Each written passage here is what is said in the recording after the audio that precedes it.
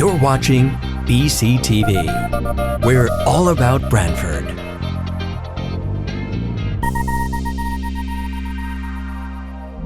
You're watching BCTV, Branford Government Television, a service of Branford Community Television. This program is brought to you in part through the support of the town of Branford.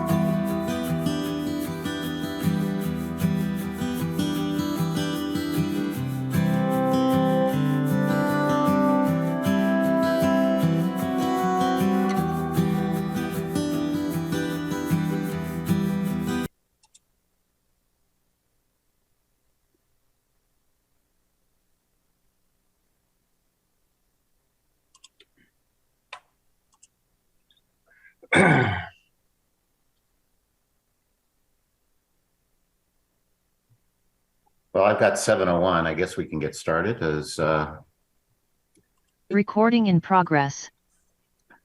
We'll call this meeting of the Branford Planning and Zoning Commission to order. It is Thursday, December 8th, 2022. I have 7:01 p.m. We'll start by introducing members of the commission and staff. Joe Chadwick, are you here? Joe Chadwick is present. Marcy Pelusi. Marcy, are you here? Marcy's here. Joe Vayuso. Joe, are you here? Vayuso's here. Fred Russo. Fred, are you here? Fred Russo's here. Sharon Hutner. Sharon, are you here? Sharon, I think you're muted, but I can see you. Thank you. Sorry. Sharon Hutner is here. Excellent. And I'll just ask, does anyone see Massimo Ligori? I don't see him. Okay, and my name is Chuck Anders. I'm chair. Our staff this evening is our town planner, Harry Smith. Harry, are you here? I am here. Our assistant planner, Evan Brynan. Evan, are you here? Here. And also our clerk recording secretary in the background is Michelle Martin. I'll ask our secretary to read the notice of public hearing. Marcy, can you do that? I don't have a copy in my email, so I cannot. I don't know if you can send me one or if somebody can do that in my absence. In its absence, because I'm not finding it. I'm looking for it. I don't see it. Harry Smith, town planner. I can share the screen or read it. I don't want to deprive you of. You can read it. It's fine. I am duly deputized. All right. Harry Smith, town planner. Legal notice, town of Branford. The Planning and Zoning Commission of the town of Branford, Connecticut hereby gives notice of public hearings to be held on Thursday, December 8th, 2022. At 7 p.m. by remote technology to consider the applications listed below. Information regarding how to participate in the public hearings will be provided on the Commission's meeting agenda to be posted on the town's website at least 24 hours prior to the meeting. Number one, application number 22-10.7, special exception and coastal site plan for the construction of 3 two-family dwelling units located at 94 East Main Street. 94 East Main Street LLC, care of Stacy Rue, applicant and owner. Number 2, application 22-10.9, special exception and coastal site plan for an oversized accessory structure located at 0 Bartholomew Road, Matthew Reel, applicant and owner. Item 3, application 21, that's an error, it should be 22. We're not opening this hearing anyway tonight, so I'll finish reading it since it's under the notice, but 11.5, special exception for grading, section 6.8 for home addition, and Alan and Cynthia Brooks, applicants and co-owners. At said hearings, all persons will have the right to be heard. Copies are on file in the Planning and Zoning Commissioner's office at Planning and Zoning Department, 1019 Main Street, Branford, Connecticut 06405. Written communications may be sent to the above address or to planning and zoning at branford-ct.gov. Branford Planning and Zoning Commission, C. Andres, chairperson. Chuck Anders, chair. Thank you, Harry. We'll follow the normal format for public hearings. That is, the applicant goes first, makes its presentation. You have the ability to screen share and have your experts make your presentation or the applicant. After we're done with the applicant, we turn it over to the commission and staff. We typically have the staff summarize the staff report for the public hearing item, open it up for questions, comments by commission members. At that point, we'll open it up for the public portion. And we'll ask Harry or Evan to review with you the process for participating in that, how you go, the technology for doing that. We'll ask that you state your name for the record and make your comments. After the public is done, the applicant has the chance to respond to public comments. There may be more questions, comments from commission members, and we may or may not close the public hearing depending how things go. And with that, Evan, do you want to explain the process for the public to participate in the public hearing? Sure. If you'd like to participate when the chair asks, down at the bottom of your screen, there's a reactions button. Once you click that, there's an option to raise your hand. Please do this if you'd indicate that you'd like to speak. You can also type into the chat that you want to talk. Please state your name at the beginning of your statement or question. And if you're dialing in by phone, you can press *9 to raise your hand.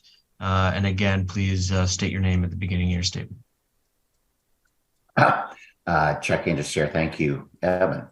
With that, we'll follow our agenda here. There's a couple of items that are continued matters. First one is Westford Real Estate Management LLC, care of John Westford applicant, Jefferson Woods Community Inc., care of Nolly Solon owner, 11404 Jefferson Woods. This is a special exception, modification, construction for additional parking. And this is a public hearing that we had actually opened back in September. It's been continued for a number of items. There were outstanding issues regarding fencing, landscaping, and lighting. My understanding is that we've gotten more, but not quite yet. And they've given us an extension and asked that this be continued to the January 5th meeting. Is that correct, Harry?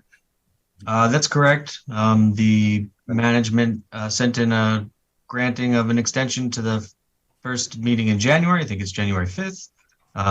They are working on the plans. We got one of the required plans. It needs to be adjusted just a little bit, and then they can hopefully have a landscaping plan finished for that meeting, or in time for us to review before that meeting. Okay, and we did get the extension granting us the authority to continue the public hearing. Is that correct? Yes. Okay. So item number one, then we will continue to our remote meeting on January 5th, 2023. That's our first meeting in January. We're only having one meeting in December, so it's our January 5th meeting. So if you're here on that one, this matters. We'll continue to that one. Hopefully that is it. I think we're out of time for extensions. Hopefully they've made progress, but hopefully we get all the plans in and we can be in a position to evaluate it at that time. So that brings us to item number two, which is Daniel Rabin, applicant. Those are the amendments, 6.16 alternative energy and 4.18 to allow large-scale ground-mounted solar arrays as currently defined in the regulations. We opened that matter as a public hearing. And again, my understanding is we were requesting applicants requested we continue that again to January 5th. I believe we're working on that with staff. Harry, is that correct, or what's going on with that? Harry Smith, town planner, that's correct. And we do have a written offer of a time extension to allow the public hearing to be continued to January 5th, 2023.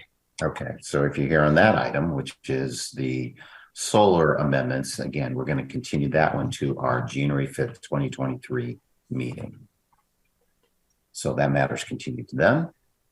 It brings us into item number three, which is 43 Elms LLC, care of Kurt Whittick, applicant and owner, 43 Elms Road, special exception coastal site plan, further modification regarding the renovation of a two-family dwelling. I believe we opened that at our last hearing on November 17th. And I think there were some questions about reviewing grading and having the town engineer review a few items regarding the drainage. And I believe there have been, that matter is ready to proceed. Is that correct? That's correct, Mr. Chairman. Jeffrey Beatty, 705 Boston Post Road, Guilford, for the applicant, 43 Elms LLC. I'm here this evening with Tony Bolduck, Greg Nucci, John Cunningham, and my clients to go forward with the public hearing on our application.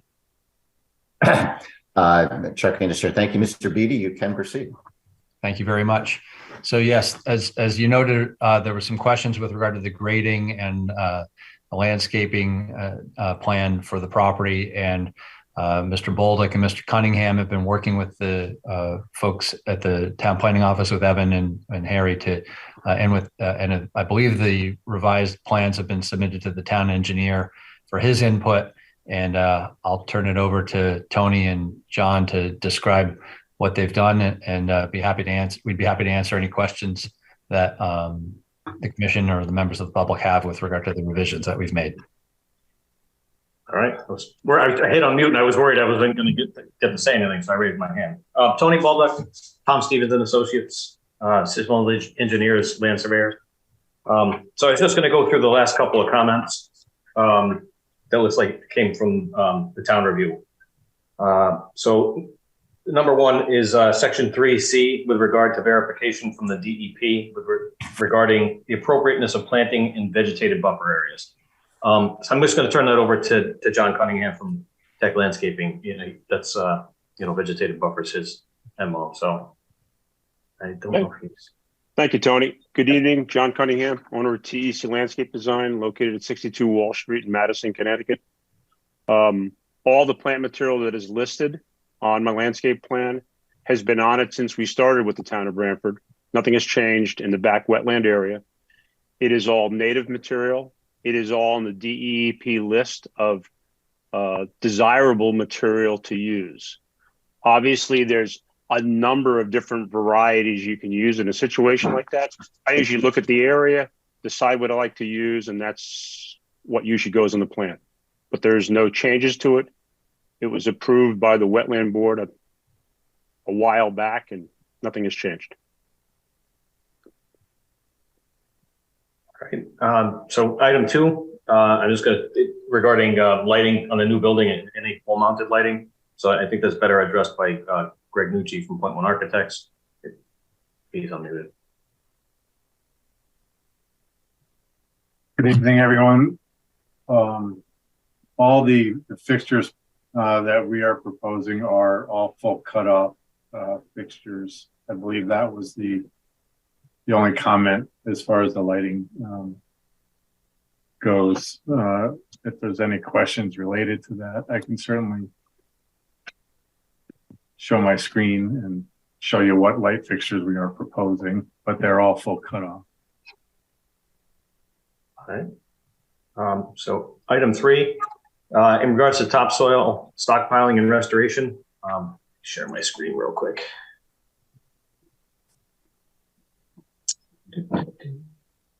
Sorry.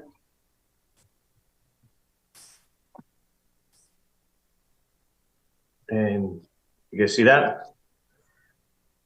So as you can see from the picture, the topsoil was removed from the site by the previous owner. So there's no possible way to stockpile any topsoil at the moment. Topsoil will be brought to the site once on site to establish a lawn once all the construction is complete. All disturbed areas will be planted with the state conservation mix or an equivalent. And so there's more pictures showing it, but this is basically what the site looks like at the moment. As for stockpiling, which comes up again, I just want to bring up the site plan real quick. So the existing driveway, this green area and this green area are already existing stockpile areas. These are going to be removed. This is a pile of rocks, and this is just general fill. So the intent is that the driveway remain a stockpile area throughout construction. It's farther upland than anything else, and kind of keeps everything in one spot. Item 4, with regard to drainage information, as shown in we're showing on plan sheet number 2, drainage calculations have been provided and approved by the town's engineer. We're capturing the first inch of runoff from both the new garage and the new decks. There are no remaining drainage requirements, and any rain runoff from the site will be towards the Squaw Brook and sheet flow as it always has been. Item 5, maintenance of silt fence. As noted on the accompanying site plan, sheet 1, our intention is to install a second row. Let me zoom in on this here. Oops. So there's an existing row of silt fence that's, over the last year or two is actually come into a little bit of disrepair. So our intention is to install a second row of silt fencing and remediate the one that's there. So we'll have 2 rows of silt fencing for extra protection. Also, part of that same question is regardless of a maintenance report. So the applicant intends to comply with the monthly maintenance reports per section 6, decimal 10, decimal F, decimal 14. That was a previous condition of approval from 2020, I believe. Item 6, the location, nature, and height of the buildings, walls, fences, planted activities, and landscaping on the site will not hinder or discourage appropriate development use on adjacent land and buildings or impair their value. From the condition of the building, any updating to the site can only improve the current condition. The renderings from Greg from Point One Architects clearly indicate a much better scenario than the site as it sits. There's also one other comment I wanted to make on my sheet 2 of the site plan. It actually refers to the town of Guilford. So my mistake, I will correct that and have that resubmitted to the town of Branford. I think those are the remaining issues that were brought up to us from the town. I don't know if you guys have any more questions.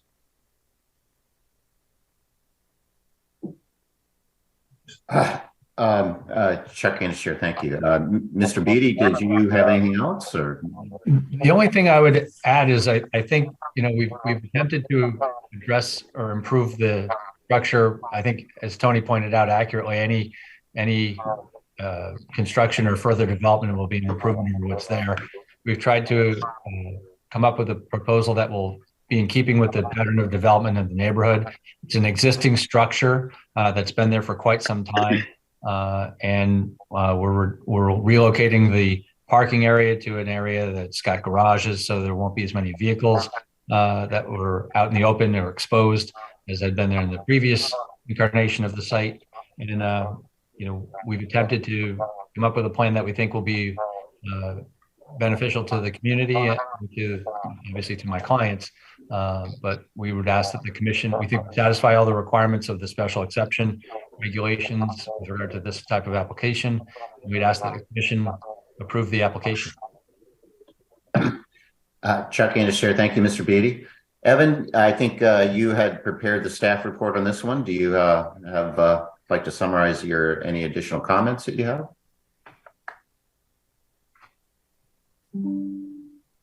Sorry about that. I think the team reviewed the rest of my outstanding items or the comments from my previous staff report. The landscaping has been updated, and I believe they even updated the landscaping plan this afternoon based on some comments from the neighbors and a request of a certain type of plants or trees that they would have liked to see. So I wanted to mention that. Those included certain species along the eastern property line, and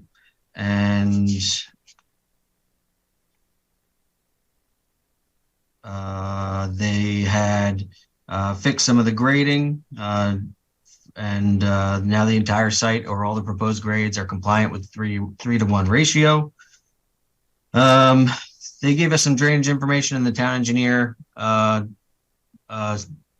reviewed them and said that it's compliant with his regulations or the town of Branford's regulations. And I believe at the last meeting, John Cunningham had stated that the vegetation in the site triangles would be at a height that would not hinder the vision of any motorists. And I believe that was all the outstanding items. I did get a chance to prepare some proposed conditions. I'd like to share my screen really quick and just take a look at those. Can you guys see a Word document in front of you? Yes. All right.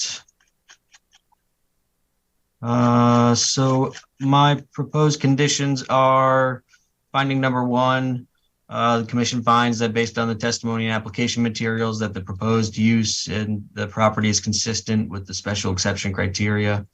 Condition number 1 is that prior to the start of construction, all the conditions of the previous approval shall remain in full force and effect, as they still may apply.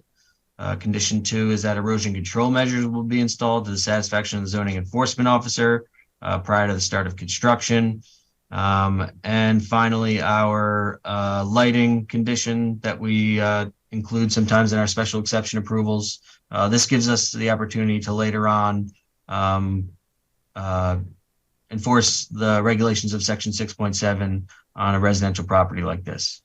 But as Greg broke down for us, I think all proposed lighting will be compliant with these regulations, but just in the future, we have this to lean on.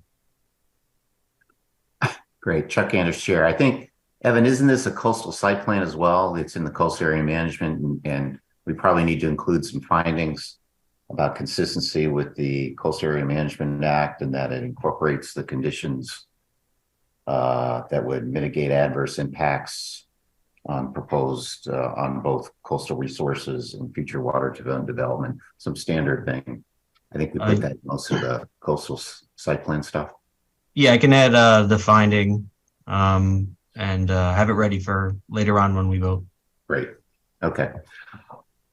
Before we open up the public, questions, comments from commission members or staff? Harry Smith, town planner. We did receive a comment from the direct abutting neighbor, Barbara Chesler, which I can put up on the screen for the commission to read. I don't think this got to you today. Came, believe today in the afternoon. So hang on 1 second. No, we did receive the comments, Harry. Oh, good. All right. Unless Barbara sent you something today, I sent over. So it went to the commissioners? Yeah. Oh, great. Okay. So all the commissioners have seen this. Great. Okay.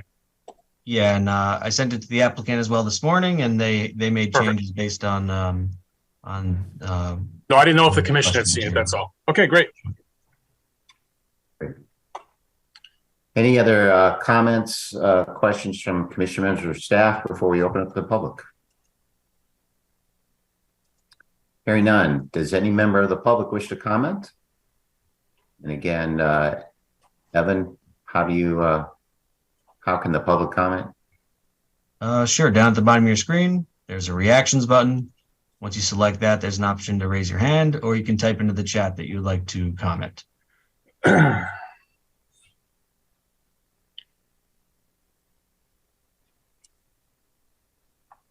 I do not see anyone at this time. Okay, it looks like we have no one speaking this time. I know that the neighbors had sent an email that was forwarded to the applicant, and it sounds like the applicant modified their landscape plan in response to some of those comments. Is that correct? That is correct. Okay, then hearing no public comment, I guess we can close the public comment portion. Are there any further comments by the applicants? I don't think so. We appreciate the feedback that we've received from town staff, and we've tried to address the concerns in a way that will make a project that's suitable for my clients and for the town and for the neighbors. So we hope that the commission agrees. Great. Thank you, Mr. B. And any further questions, comments from the commission members or staff? Okay, hearing none, then we'll close this matter as a public hearing. And this is probably something we can discuss after we close our public hearing. So thank you very much. Thank you. That brings us into item number 4, which is 94 East Main Street LLC, care of Stacy Rue, applicant and owner. 94 East Main Street is the location. Special exception coastal site plan, construction of 3 two-family dwelling units. Is the applicant ready to proceed? Yes. Good evening. Jim Preddy, Criscola Engineering. They're at 420 East Main Street in Branford. Also with me is Joe Seapot, who's the architect for the project. The project at 94 East Main Street is behind the Samuel Beach house, the red house on East Main Street, probably most of you are familiar with. I'm going to share my screen, get to the drawings. So this is the property. This is that red house that's out front. There is a shared driveway currently here that goes to a garage and a cottage in the back. There is a large rock outcropping that's about 40 feet high from down here. It makes this more than 50% of this lot basically unusable or inaccessible. There's no way to get to the top without going through other properties.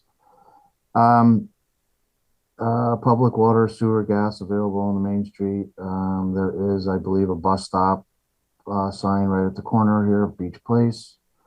What we're proposing is some duplex units, two-family units, in the rear of that existing red house. Let's try to get to it here a bit better. The design of these are very similar to some other ones in town. There's one on Leeds Island Road, and there's a couple on Hammer Place, across from the brewery up on the hill. Like townhouse duplex setup kind of thing. But the driveway here would actually be improved to what should be a common driveway width. Right now it is slightly deficient. So just a minor widening of the driveway to come down to the back. The existing garage will be removed.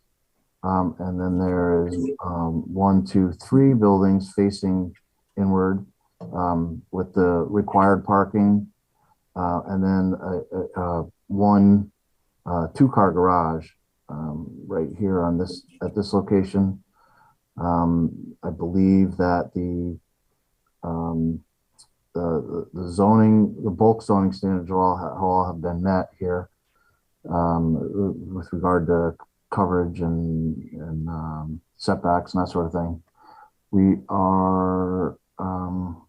do have a landscaping plan that was proposed, although I did get the staff report this afternoon, and there was a number of landscaping comments that I understand this is going to be held open regardless. So there's a number of comments that I think are easily addressed. Landscaping wise, there was a question about possibly connecting a sidewalk from, we have sidewalk shown in front of the units, just to get off the parking spaces into the building, about connecting it to the public way out front here. And I think there's a couple of opportunities to do that, and we'll look at that. But yeah, I don't know if Joe, you want to say anything about the structure itself, but this is the plan. There's first and second floor plan, and this is basically the front elevation that where you walk in the building. Again, 2 doors into a little vestibule, and then this is split vertically so that they're sort of townhouse units on both sides. This is Joseph Seapot Architects. I think Jim explained it quite clearly.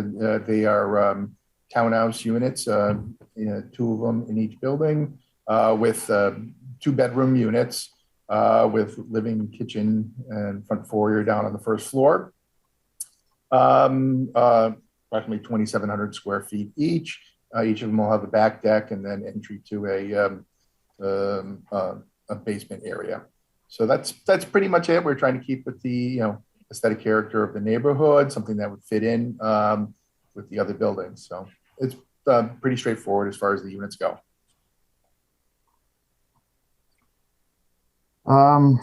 Jim Preddy again. I guess I would add in here that we did go to WPCA, and they accepted the application pending a capacity study, but the opinion was they didn't think there was any issue, but they did have to go through the motions of examining that. And the town engineer has seen these plans as a result of the WPCA application, but I have not received any comments regarding the stormwater.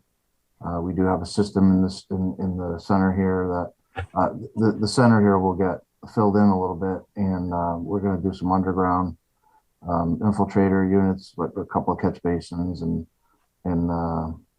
manholes to provide some sediment trap. But that's it, really. I understand that this will be continued. And again, we just received the comments today, so I think most of them could be addressed pretty easily. Check in, Chair. Thank you. And we'll turn it over to town staff. Harry, did you prepare the staff report on this one? Harry Smith, town planner. Yes, I did. And I can put, well, I'll just leave at some point, Jim, if you could unshare, then I can share so I can push my cursor around the plan, I guess, basically. Unshare? Yeah, or stop sharing. Thank you.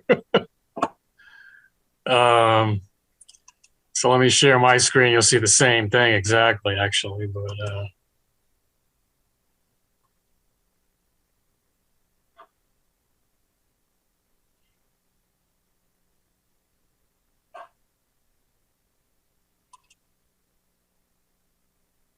so everyone should be able to see the same plan again.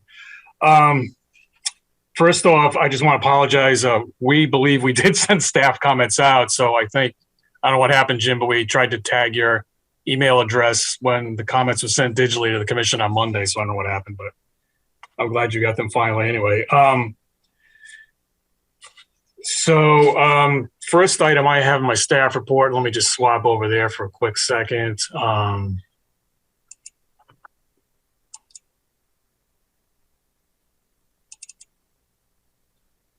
I guess I've got to stop sharing. Sorry about that.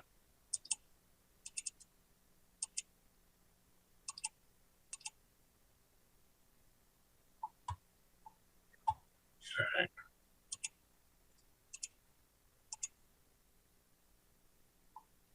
Okay. I just want to bring the commission's to attention to the entry in the table of uses,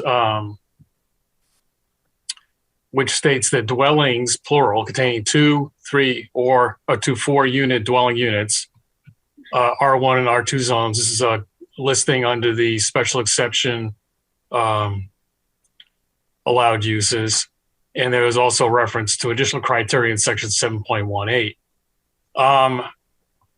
I think it's fairly clear that the multiple dwellings, so multiple buildings are allowed. However, in section 7.18, it does refer to a two-family dwelling being the subject of a special exception. So there is a little discrepancy there. So I just wanted to bring that to Commission's attention. As was mentioned by Mr. Peretti, I believe all the bulk standards are addressed. And I had several comments about landscaping, so I will flip back to the plan and just go through these quickly. But just to note, if there are any significant trees, I don't believe there are, but I have not looked at every piece of vegetation. I'm not talking about the undisturbed area up on the above the steep slopes, talking about the developed area, really around the existing homestead and existing area behind it.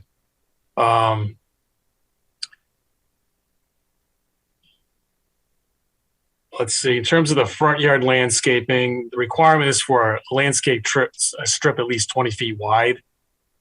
Given the fact that the existing beach homestead is about 15 feet from the East Main Street right away, this doesn't make any sense. So I think if this could be interpreted to require some augmentation of existing foundation plantings in front of the existing historic home. There also, I believe, was a fairly large canopy tree, street tree to the left as you're looking at the property. Looks like there's remnants of a stump there. So somewhere in there would be a location for another canopy street tree. I think would enhance everything, and it's required by the regulations. The side and the rear landscaping gets a little trickier, and I'll go back to the plan here.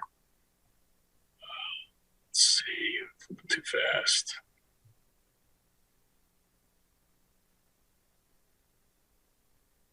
So this is the best sheet, I guess. The turnaround for the parking area that abuts the property line on the west side of the property here is pretty close. I mean, there's about a 5-foot difference here, the way I scaled it off. There's no landscaping proposed here outside of an existing tree that's going to be actually taken down.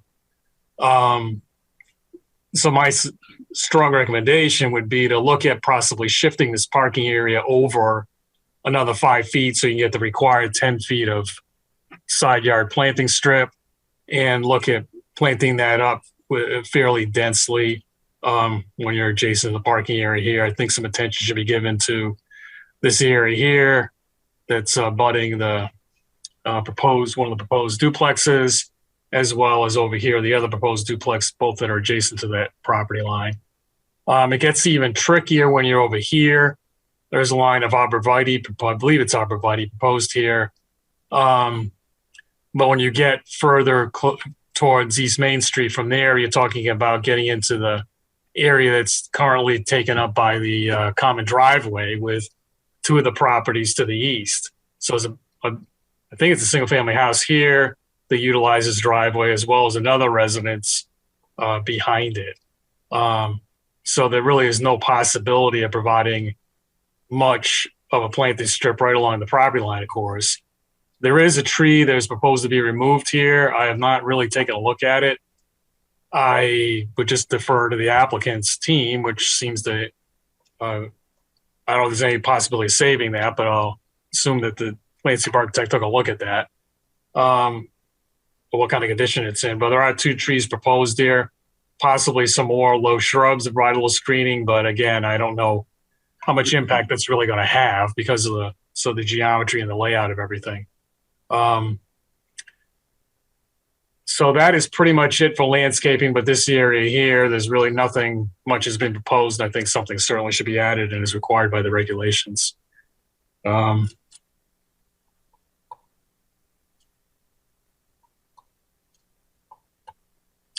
I saw list if the I think it's Larry Appleton did that. Is that correct, Jim? Yeah. If he could look at the use of native plantings, I didn't look, frankly, to see how many he had used, but that would be great. Planting beds, there is some landscaping proposed around the proposed buildings. So I think a little bit more would be needed to meet this requirement.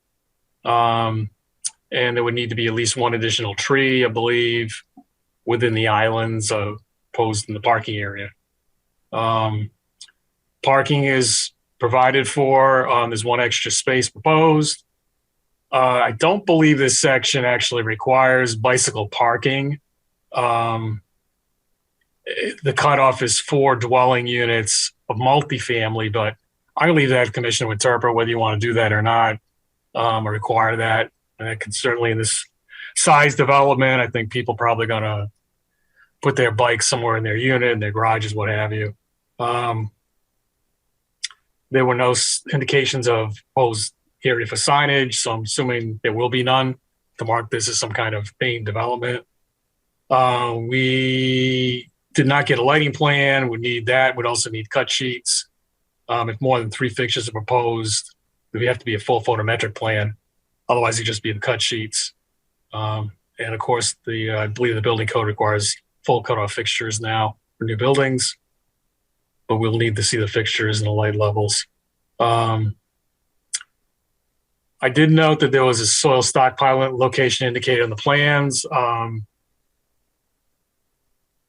and that's required by section 6.8 that the topsoil be kept on site, and the only topsoil removed will be that is excess in terms of what needs to be placed after construction. I am wondering whether there'd be any blasting for, I believe, the unit that is on the eastern edge of the property. So it'd be the northeastern unit. I think it's number 2. So just sort of posing that question here. On the drainage, this is a coastal site plan, so the only possible real impact is for drainage. I can't imagine there will be any significant impact, but if the calculations used to design the system can be provided to the town engineer, you take a quick look and and verify that he doesn't think there'll be any impact from that offsite.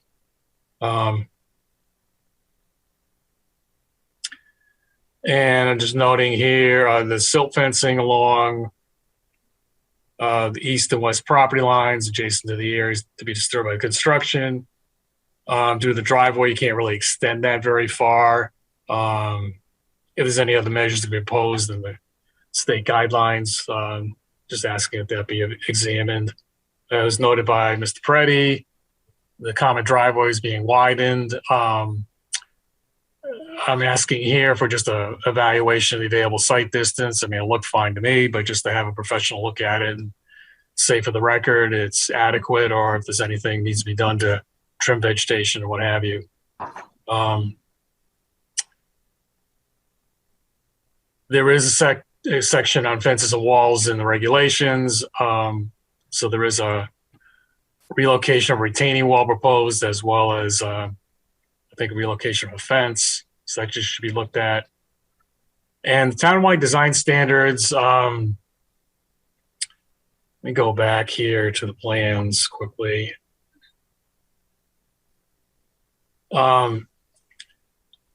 We did receive elevations for the new units in the garage, I believe. However, we don't have any information on what this is really going to look like when it's done from viewpoint of East Main Street, and what possible impact that may or may not have on the existing historic home in terms of the new development serving as a backdrop for that existing building that dates back to, I believe, 1790. So I'm asking that be provided just so we can get a better idea of what it's going to finally look like, whether any additional landscaping could be provided to soften if necessary or not. But just once we see it, we can get a better idea of that, I think. Again, this is what we have for elevations and floor plans. Let's see. We mentioned, I think Mr. Purdy mentioned the pedestrian walkway, so I'll leave it to them to propose a location. Let's see. And I do note that I believe it's an existing walkway coming down here from the existing garage to be demolished. So whether that can be easily continued over or not, or there's another better route, I'll leave that to the applicants to figure out. I think that is pretty much it for my comments. So I think given the need to do some work on landscaping, et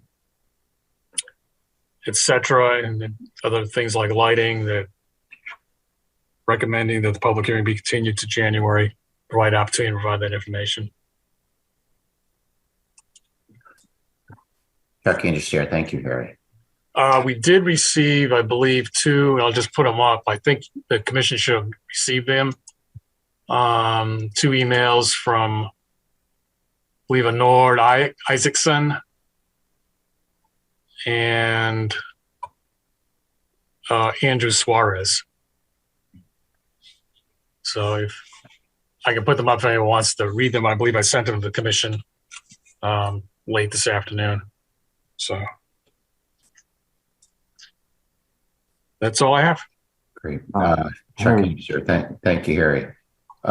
Questions or comments from commission members before we open it up to the public? Sharon. Sharon Hutner here. Just to back up some of the comments that Harry made about the landscaping. There is, in fact, needs to be changes in the choices of plantings because the majority of them are not native. So if that can be reviewed, that would be great. Chuck Anderson, thank you, Sharon. Other questions or comments from commission members before we open it up to the public? Hearing none, then let's open it up to the public. Are there any members of the public that wish to comment? And again, Evan, just remind us once again how the public can participate. Sure. Down at the bottom of your screen, there is a button labeled reactions. You can select that. And then you have an option to press raise your hand. I think we have a few people queued up. I'll try to go in order. And if you get on the raise your hand button, you can type into the chat that you'd like to comment. I think first up is Andrew Suarez. Mr. Suarez? Yes, hi, good evening, everybody. My name is Andrew Suarez. I'm a homeowner at 15 Beach Place in Branford. And I was writing, I wrote in yesterday to the town just voicing my concerns a little bit about this project and how I believe it's just too much bang for the space that's available behind the home unit. And the dangers that could and could not create to the community, specifically at the driveway space and the sidewalk off of Main Street. I believe the drawing showed that there was 17 parking spaces as part of the design of this plan. And the driveway currently is not wide enough to have two cars running side by side next to each other. As well in what is appearing to be somewhat of a blind spot along a busy road already where there's school children, dog walkers, and the like utilizing the public sidewalk. And it just seems really unsafe in terms of what is currently being proposed here. I think 17 parking spaces, we live on Beach Place where there are 10 homes and there's barely 17 cars on the entire street here. So those are some of my concerns regarding this plan. I know the question remained also whether or not multiple two-family dwellings would be permitted according to the special exemption. I think there's some clarity there that needs to be considered and needs to be reviewed because most of the landscape here along the Main Street, it's a primary house with a shared driveway, and behind it is a single duplex style unit, as opposed to multiple in a situation that's almost being created into a mini condominium complex. And while I feel like that is an inadequate amount of space in the current plot of land, we feel like we could encourage the applicant to look elsewhere where there's more space for them to build such a project. Thank you for your time. Thank you, Mr. Suarez. Next up is Mr. and Mrs. Isaacson.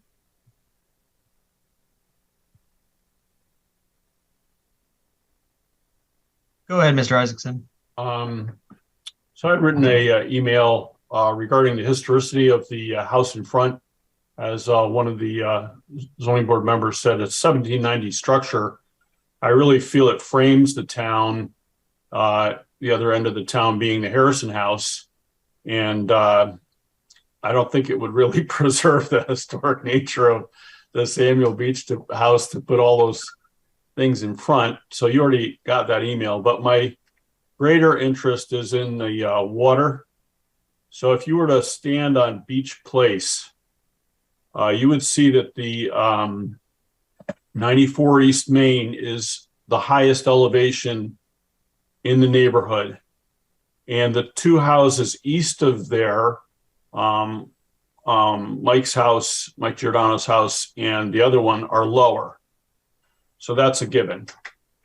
But the issue really is that the adjacent property to that, which is 114 East Main, has a very large backyard. So I'm next to the Litovich property. Every spring, his backyard floods.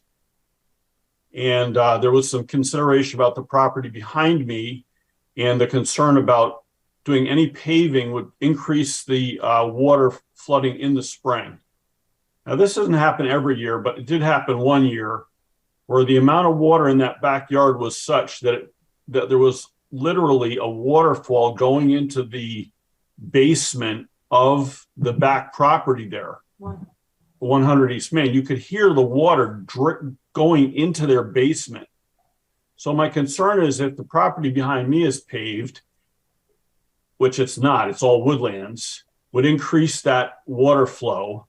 Will these 17 paved parking places at the highest elevation also increase the water flow into the backyard of 114 East Main, thereby creating further damage to the house at 100 East Main. So I don't know if you guys have considered that, and I don't really know what all the drainage is, but I know for a fact that every spring my neighbor's yard floods, and that one year it was actually so flooded that it was draining into this guy's house at 100 East Main. So that's, I think, a pretty legitimate concern about paving all these spots back at 94. Will it increase the water runoff into my neighbor's yard because it's the highest elevation of the whole neighborhood? So I'm hoping you guys will look at that simply for compassion to these people that are having this waterfall into their basement. That's all I have to say. Thank you, Mr. Isaacson. Next up is Mike and Jan Giordano. Okay, thank you, sir. I would even expand, I think, a little bit on what my neighbor Nord has spoken about. My wife here is third generation property owners. And I think you'll find as some of the other neighbors speak up, most adjoining properties go back at least a couple of generations. So this part of the street has really been very stable in terms of ownership. But that being said, I'm sure they, like me, find this kind of a very, very dense development for this part of the street. Using the same words from the Cristolo engineering fellow, that useless piece of ledge behind the property is really a kick in the teeth to us to allow the density on the usable piece of property that we're looking at. I mean, that is very, very tight, and it does bring a lot of water concerns. I'm very concerned about trying to use that underwater system or underground retaining system. Everything off that ledge drains into the back.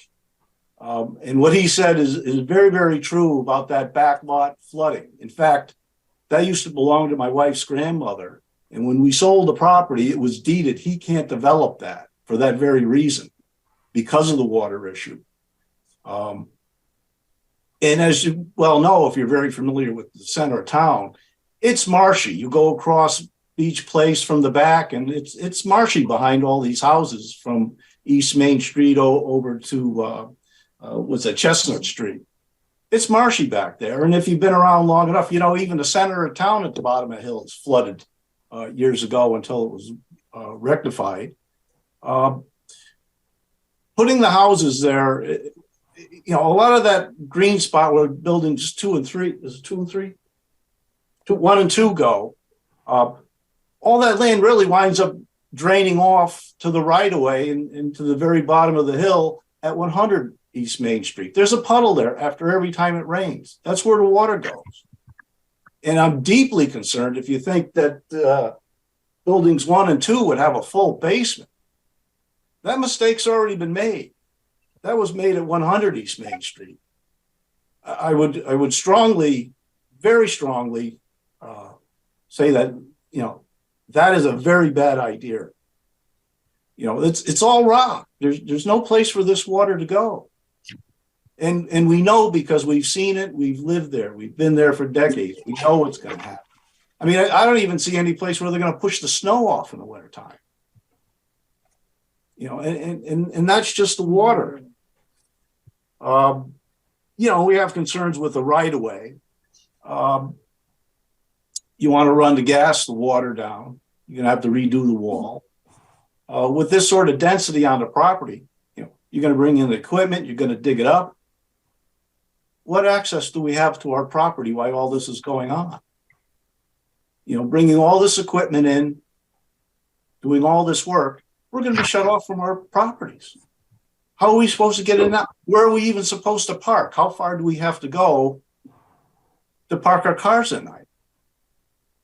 You know, it's a burden upon us, you know, really for no good reason. There's other ways they could do some development back there without this kind of impact. You know, you're asking us to absorb a real burden here because God knows how long it's going to take to do this project. And, with that density, there's very little room. I mean, where are they going to stockpile things? Where's all the workers' trucks going to park? And where's all the, material going to be stacked? And, there's a lot of practical things here, and that's not being addressed. We're worried about plants. The planting is the least involved with this project. You can always landscape. The project itself is way too dense. There's way too much for what that's really can support. You have no idea unless you've seen it what the water issue will bring.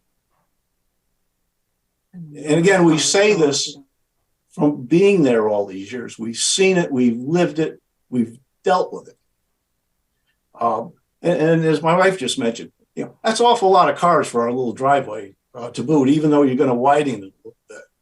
I'm maybe not so concerned about the sight lines coming out at the end of it, because one of the worst parts of it is the fence and the little bush that's there on the beach property, which of course will be gone when you dig up that side of it.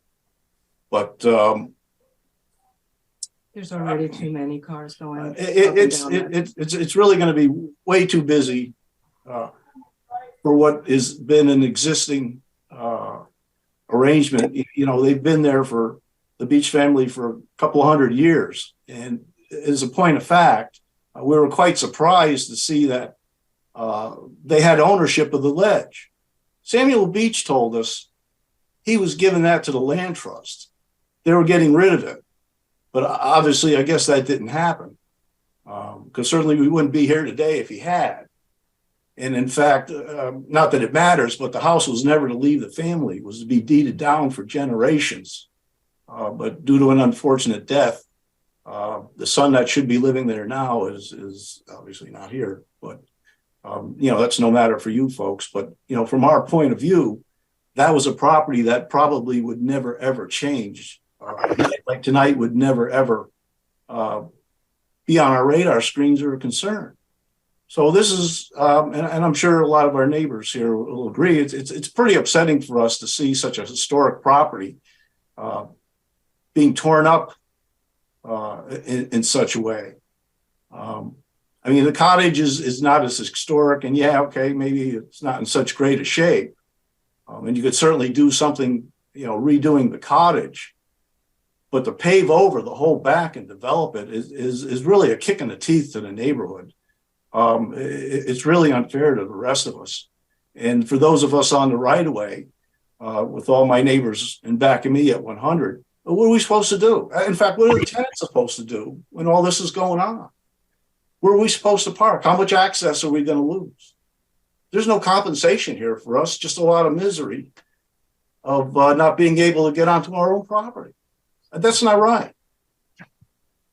Nobody's talking about that. And why not? You're all educated men and stuff. There's a lot of issues here. We're talking too much about plans and not enough about the practical aspect of developing this piece of property. I find it incredible that we would allow such a useless piece of land.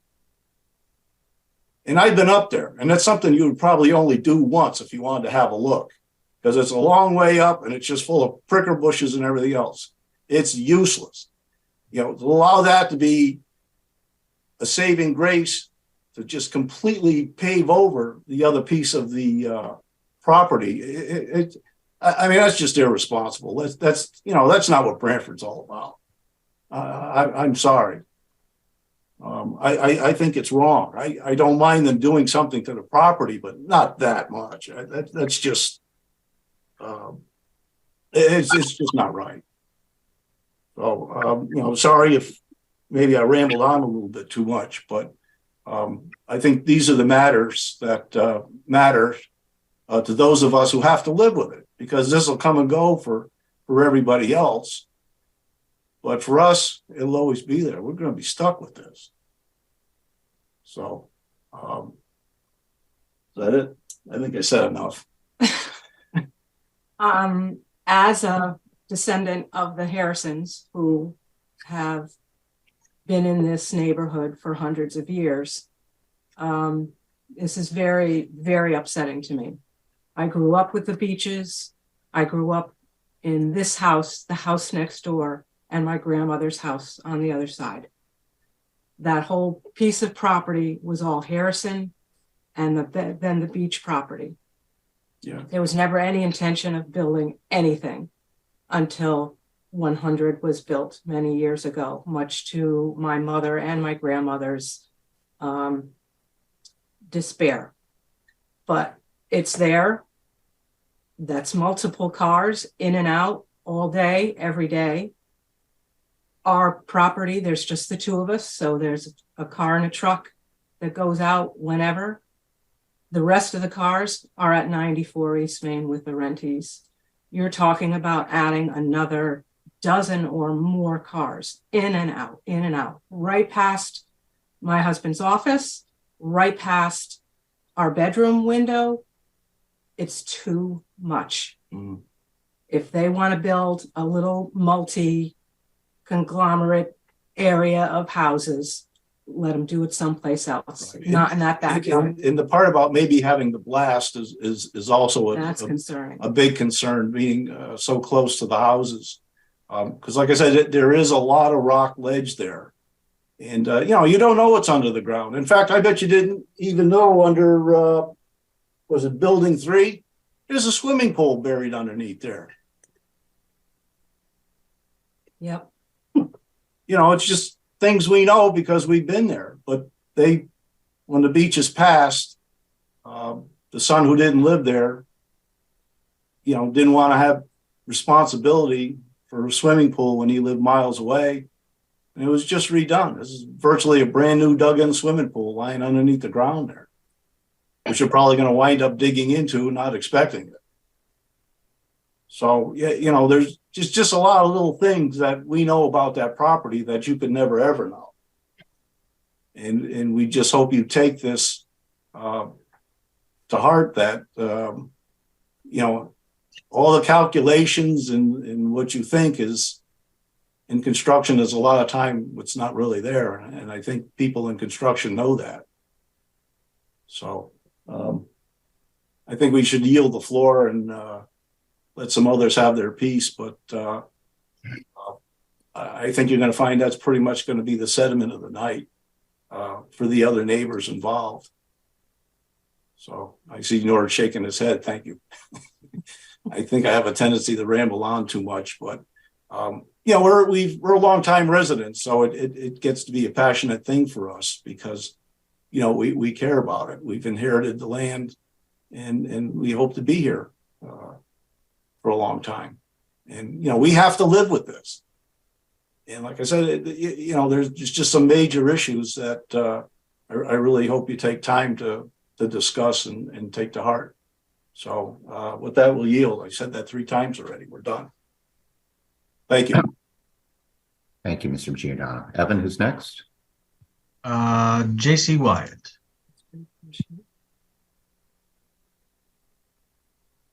Good evening, everybody, neighborhood, and our commissioners. Hi, I'm J.C. Wyatt. I live at 84 East Main Street. I'm on the other side of Mike and Jan, and I have a lot to say. So, first of all, I'm also a 3rd family owner next to the beach, and I've grown up here. Everything that everyone's just said is exactly true. We've seen the flooding. We've heard it all our life with pumps in the backyard. I've swam in the swimming pool most of my life when I was little, asked Miss Beach to let me go in. I've been here when the cottage got hit by lightning. I've been here when the trees just got all cut down on my side of the property, the western side. I've been part of the Historical Society, a vice president. And I just want to tell you, this is probably the worst Christmas present I've ever had in 51 years. Last Wednesday, I got a note about this, mailed from Criscola. Never known this was coming. Landscaped the neighbor's yard on our borderline. I've been part of this neighborhood for all this time. And we get a letter and in the mail alerting us to something none of us ever would expect to be coming in our backyards. I would be looking at a brand new building 5 feet out my bedroom windows. And I would have all the landscaping that I spent thousands and thousands of dollars doing destroyed just to put in these dwellings. They're way too dense. This project does not fit any historical property in Branford. We've never seen this type of building being built on the backyard of a historical property. The historical property that's actually Wikipedia. It's out there. It's a 1790 house for 232 years, never had to have something like this put on its property in its backyard. So let me just give you, that's my emotional point. This is the worst project. I would never agree to any part of 3 buildings being built. The cottage should not be destroyed to put in 20. Sorry guys, it's 19 spaces. There's 2 in a garage. My whole backside of my property would now be a parking lot that I have to look at. Plus a brand new building out my side of the house. And that's not what I grew up here to live like. I didn't want to see a condo development built in my backyard.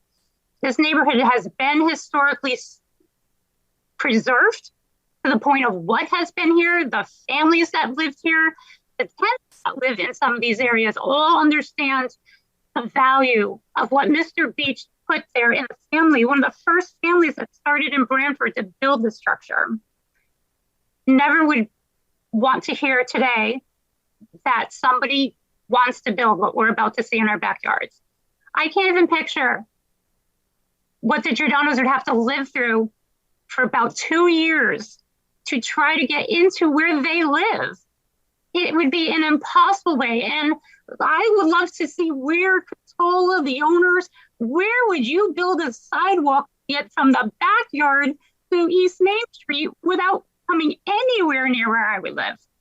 Are they going to take out my entire landscaping that was just put in on our side, my side? I just feel right now this project absolutely needs to, and I request the board to continue this hearing. We have a neighborhood that's really upset. We might want to seek legal counsel. We have a petition that we want to have signed and give to your board. We want to work on getting the Historical Society information given back to the board to understand about the project.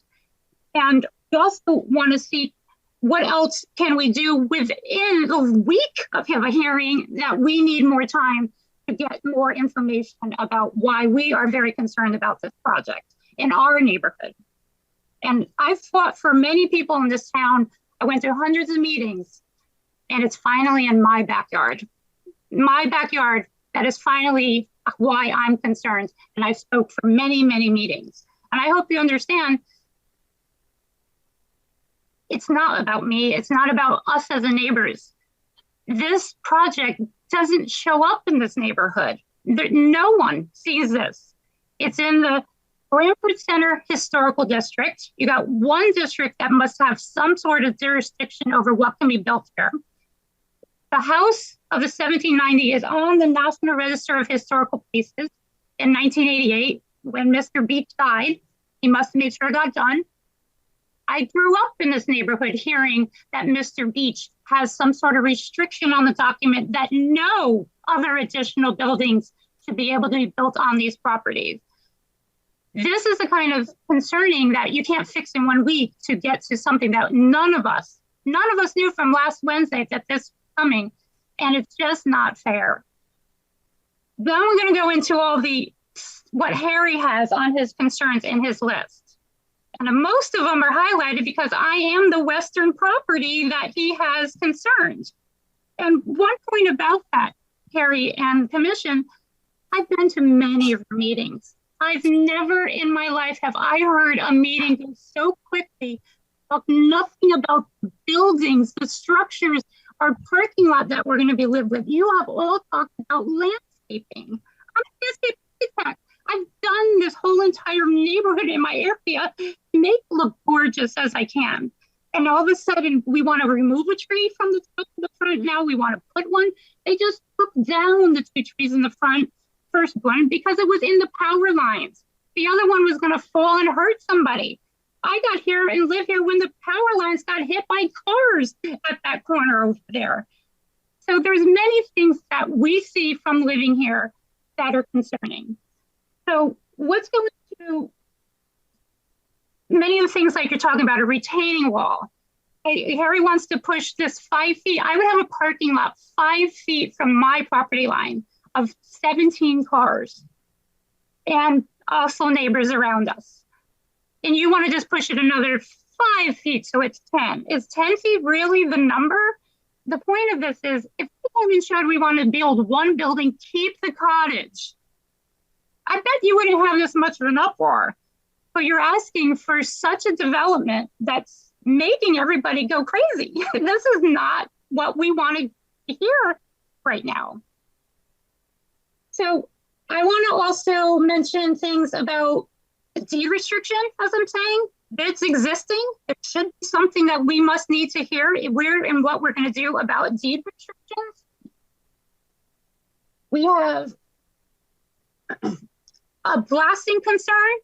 We're trying to understand, why is Unit 2 the only concern of blasting? If you blast in this area, I know people on Beach Place are going to feel it. I know my house in 1939 is going to feel it. I know the 1790 house is going to feel it.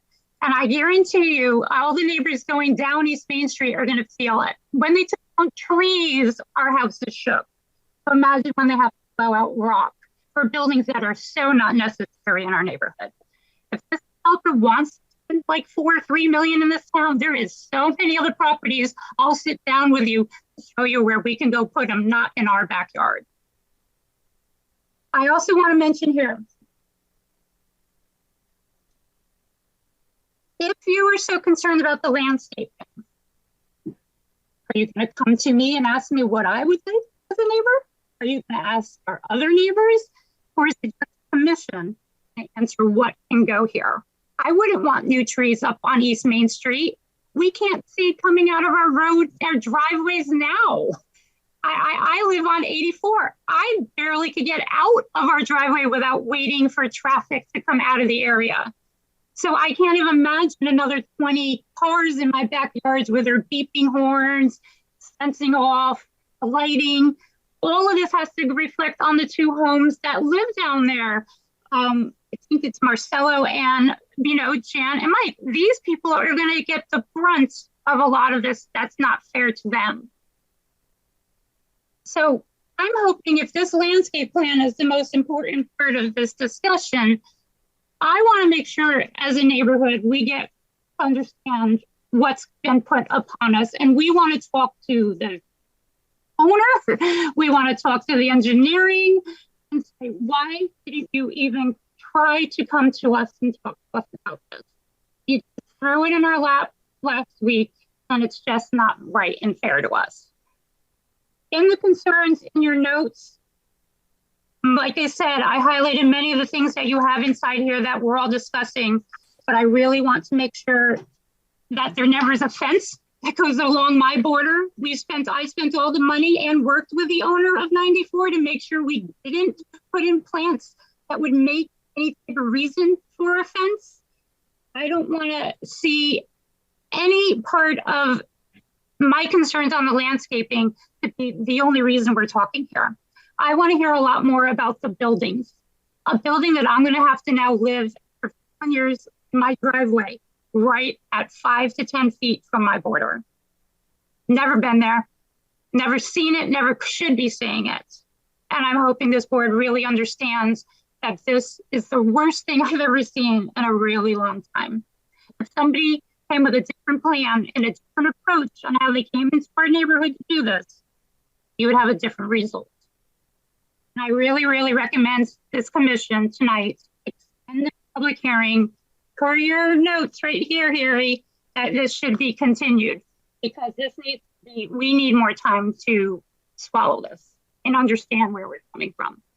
And I'm hoping to help us neighborhood. I'm here to help us.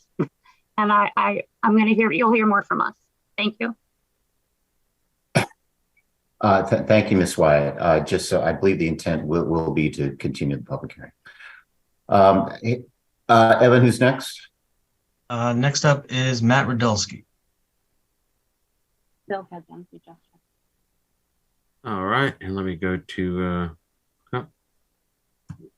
So I'm on mute. I'm trying to start my video. There you go.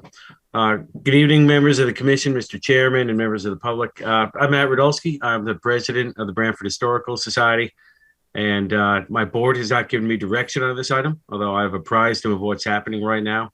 Therefore, I'm speaking purely as a party of one. A couple of quick notes in the interest of brevity, because I know this is going to be continued. Just to confirm that 94 East Main Street is a contributing property according to the United States Department of the Interior approval on the National Register of Historic Places.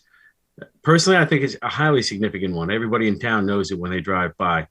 Couple quick notes about that. The town center, officially Branford Center Historic District, Branford, Connecticut, specifically makes reference to the fact that it excludes a number of buildings and districts which are multifamily dwellings and modern.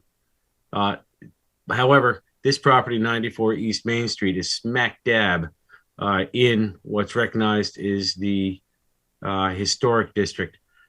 In addition, on page 94, again, I'm sorry, 64 of 65 of the PDF from the National Park Service, it notes that there's only one multi-unit housing construction included in the district, and that exception was made solely on the basis of one inescapable practical consideration to include Center Cemetery in the district. I feel that this type of development is more of a MF, multifamily, or PDD type of development. Doesn't seem to belong on this piece of property at all, or in this historic district. And it'll be up to the commission to take a look at what Harry mentioned about the sections 3.3 point 4 and 7.18 having to do with whether the intent of that regulation is whether you can have a dwelling added to an R1 district or whether you can have multiple dwellings. My reading personally, and I'm not a zoning attorney, is it refers to a dwelling, in the trying to pack 3 dwellings where there's already a 4th dwelling is counter to the what I perceive to be the intent of the Planning and Zoning Commission, but you have some precedence, I'm sure, for what you've approved in the past. And finally, having heard all the local residents, and I'm not one, I live down in Branford Point, it looks like density really is the issue. And that's going to have to be examined closely in terms of what you're going to do about an area that's unusable at the back. That's a rock ledge that, as Mr. Giordano pointed out, to my mind, probably shouldn't be included when you're looking at the density. That's all I have. Thank you very much to Mr. Chairman, the commissioners, and the residents. Thank you, Mr. Radulski.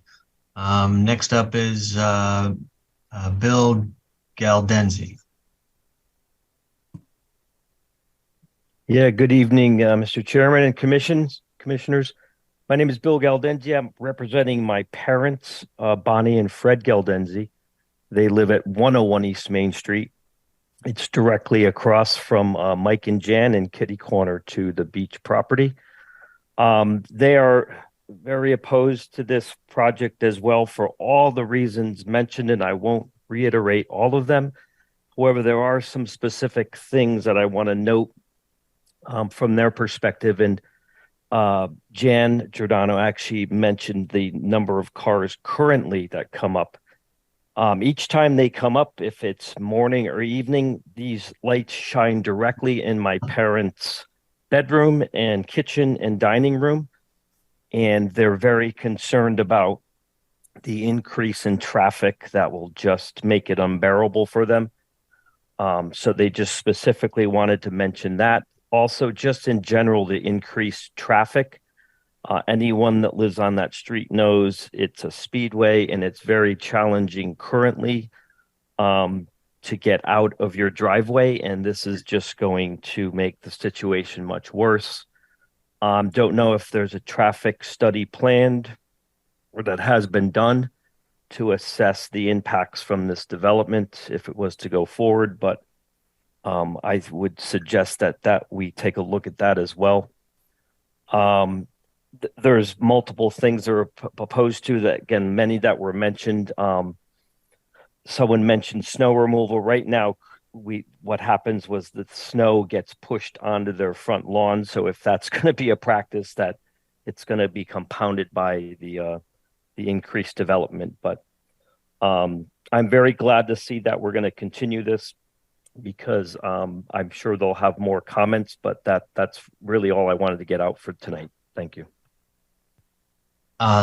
Thank you.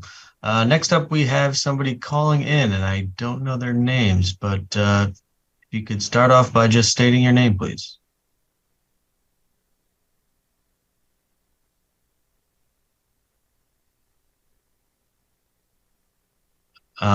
If you've called in and you've indicated that you wanted to speak, Evan, I see they're on mute. Yes, they are. Unfortunately, we can't unmute them. We can only ask them to unmute themselves. And to unmute yourself, I'm just going to Google real quick. Looks like they're unmuted. I think they should be unmuted now. Yeah, Harry Smith, Town Planner. Also, this is a phone number ending in 336.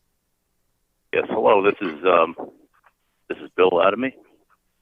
I live at 3 Beach Place. I would like to address the concerns that are here. I would reiterate every single concern that has been done so far. I live on the western side, along with JC and Judy Wedded. What I'm seeing here is that this is a project that is out of sync. Single-family home development pattern and the density that we've had. I don't feel that it's properly zoned for the Branford Center Historical District. I am questioning what about Samuel Beach's restriction that he wrote to prevent any development on the Beach Estate property. I also have some concerns regarding the retaining wall, which is appearing to be right on my property line, 18 inches from my shed. The proximity of the buildings and the parking lot seems to be too much. And I'm looking at the fact there'll be 17 cars or more with noise, traffic, lights that be coming in and out any hour. So I'm thinking of the impact to me, to my neighbors, especially to Jan and Mike, and across the street to Mr. Gadanzi.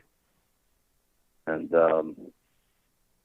also, I'm looking at the fact that the lighting that's out there is going to be potentially a big problem. I don't know how many lumens you're restricting on there, but if you had significant fixtures, you're looking at light, which is going to actually destroy the darkness down there, the quiet. Not a place for a multi-family development of that size.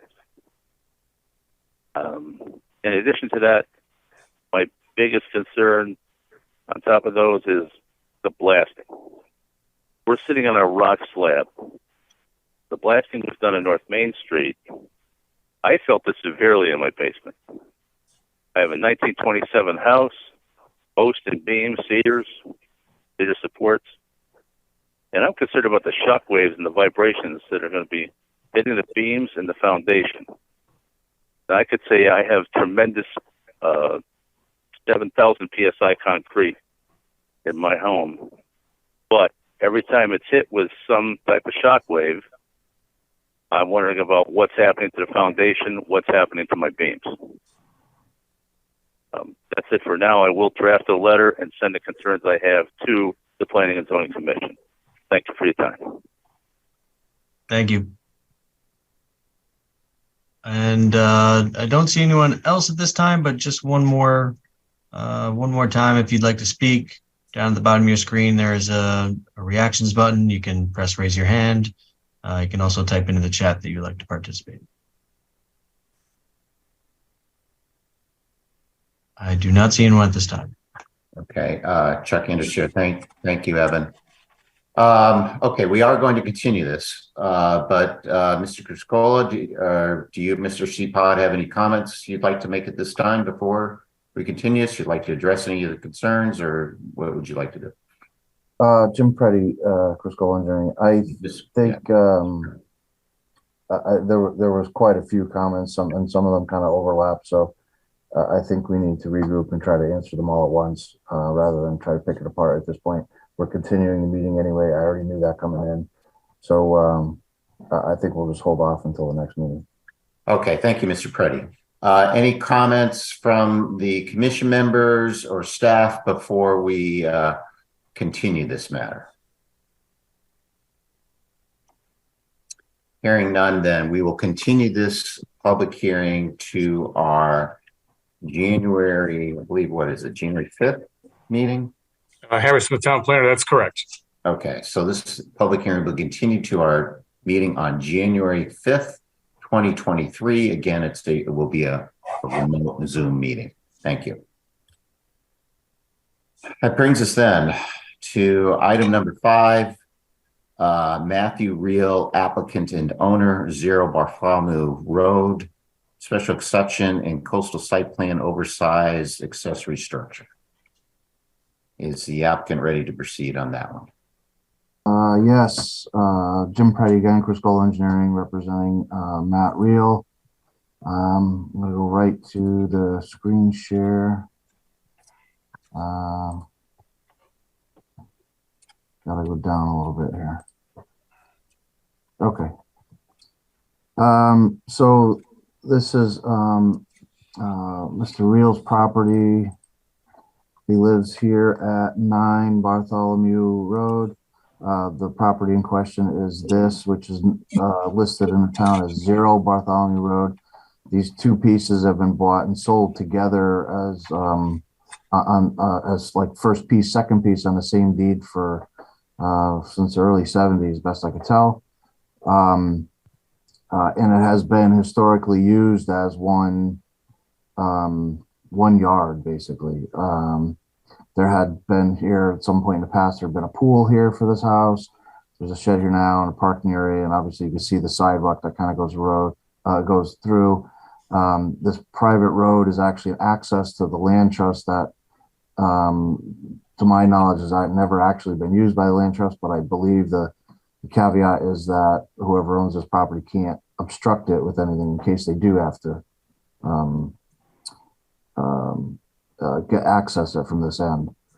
What Mr. Reel would like to do is build a 2-car garage on the 0, which is the second piece.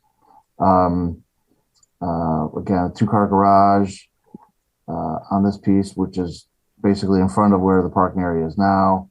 The parking area would get actually slightly reduced. This is 24 feet wide. The garage is 28 foot. I think there's a man door here. The shed would get removed from here. We did get, so this is kind of a unique situation, right? So it's been enjoyed as one property and bought and sold as one property, but it's actually listed as 2 pieces. So we did go to ZBA to get a variance to allow an accessory structure on a property that doesn't have a primary structure, because it's very gray. So we were told that the best course of action would be to go that way. So that's where we headed, and we did get approval from Zoning Board of Appeals for that and waiver of the narrow street setback, which using the undersized lot for this lot, if we're going to look at it separately, it's only 5,600 square feet. R3 requires 15,000. The undersized lot would allow us to use R1, which is 6,000, which is closer. So waiving the narrow streets, and we clearly more than meet all the other setbacks, coverage and so forth from the bulk standards. The caveat from ZBA was that the the loft storage area couldn't ever be used as a dwelling or a livable space, which is fine because Matt's intending on using it for like a storage area. So that's what we're doing. Again, you know, it's a little confusing because it's been listed in the deeds as two pieces, but it's always been enjoyed as one piece. So again, that's why we got the variance for the accessory structure on a lot without a primary structure. And we are here today because this is slightly over the 750 square feet and slightly over the 15 square feet high. Chuck Andrews here. Thank you, Mr. Preddy. Harry, did you prepare the staff report for this one? Harry Smith, Town Planner, I did. Just to pick up on a couple of things Mr. Preddy mentioned. Just going back to undersized residential lots, that particular section. For that section to be utilized by a property, it needs to be demonstrated, and this is stated right in the section, that the lots being proposed to be used were owned separately from adjoining tracts and existed prior to December 3rd, 1956, with the area frontage less than required by the regulations. Those properties can use that section. I don't know if it's clear that that is in fact the case here. I just raised that question, and I don't know if there's any information that is available that can prove that one way or the other, but I'll just leave that to Mr. Preddy. There's another section that also applies, which is 8.1F, which has to do with parcels of land that fail to meet the area, shape, or frontage. And it's basically a similar requirement that that property cannot have any time since the enactment of the regulations on December 3rd, 1956 be owned in common with adjoining property.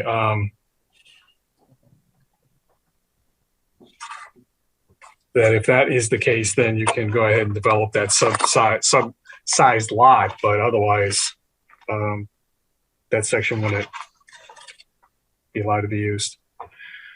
So, Harry, that second part, 8.1F, I mean, these properties are clearly not one. Yeah, I'm going to, frankly, we have that section in the actually, regs. So, not yeah, we have clearly. that section in the regs, but I need to examine that in view of, there was some changes in the statute a few years ago with respect to non-conforming structures and lots. So whether that change in the statute superseded our regs, I'll take a look at that. That may be the case. I do know that the spot where the house is, and that was part of the original Waverly Park subdivision that was from, I think, 1921. Right. The other piece, it's not clear, but I think it came out of a bigger piece to the north, and then followed along the deed for the other property ever since. But it looked like that was in the early 70s. Okay.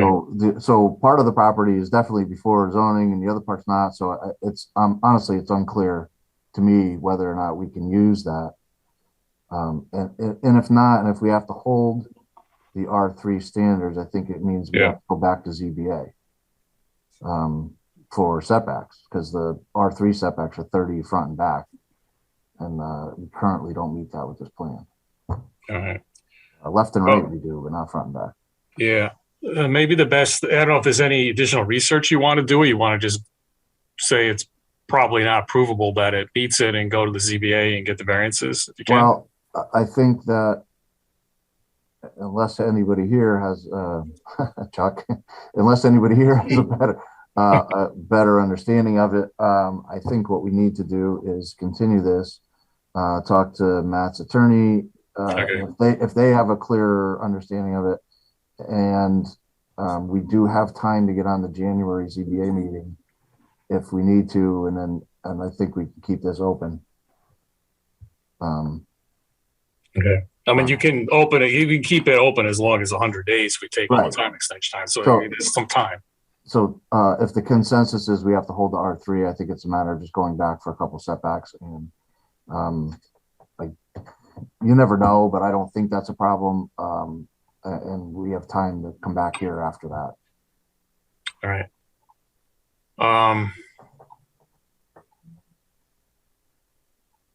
I'm just going to mention one concern and I'll share my screen and show the plan.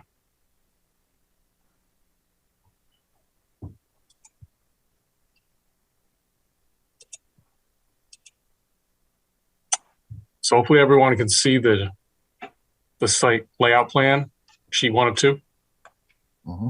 Okay. There is a flag tidal wetland, which is part of a large system associated with drawing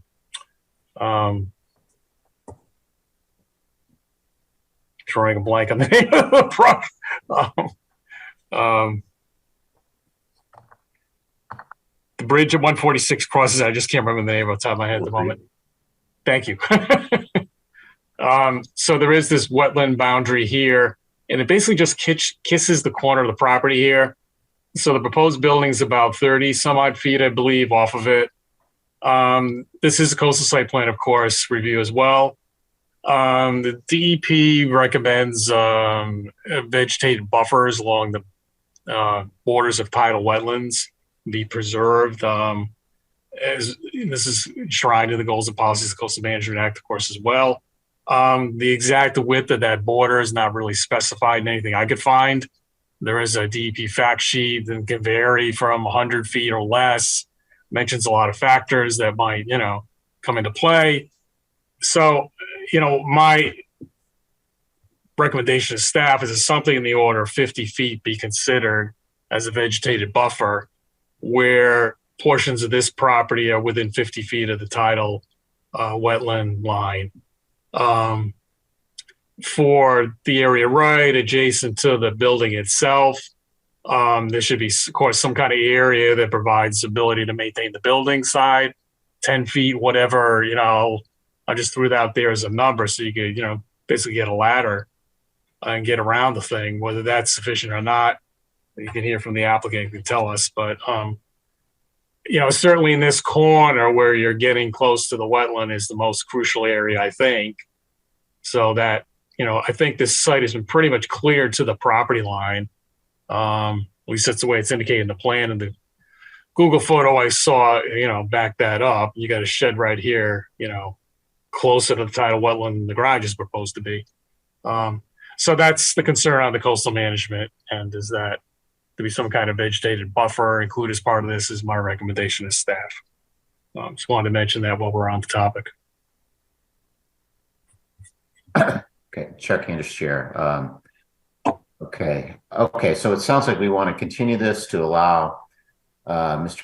Preddy maybe to do some more title work, and depending on how that fleshes out, possibly go back to the ZBA. Should we continue this and also, ponder the Harry's recommendations about the vegetated buffer? When should we continue it to? I would say, well, do you want to do the first meeting, Jim, or do you want to do the second meeting? When you may have some more information. Jim Preddy, I think you can, I guess I would continue it to the first meeting. If we have to go to ZBA, you'll know in plenty of time to continue it again without talking about it. Yep. But if we don't need to, then we're ready for that meeting. Okay. Okay. So I don't think we need to open up to the public, but I will ask any members of the commissioner staff have any comments before we continue this matter. Okay, so we will then continue this matter, item number 5, to our January 5th, 2023 meeting. So thank you, Mr. Brady. Okay, then that concludes our public hearing items. We have a couple of minutes. First, we have the minutes from our last meeting, which was November 17th, which were distributed. And I don't know if anyone's had a chance to review those, and if so, if someone wants to make a motion with regard to the November 17th, 2022 minutes. I'll make that motion. Fred Russo. Okay, Fred makes a motion to approve the November 17th, 2022 minutes. Is there a second? Chadwick will second. Joe Chadwick seconds. Any further discussion? All those in favor? Joe Chadwick, you in favor? Chadwick is in favor. Marcy Belusi. Sorry, I couldn't get to unclick it. Marcy's in favor. Great. Joe Vayuzo. Joe's also muted.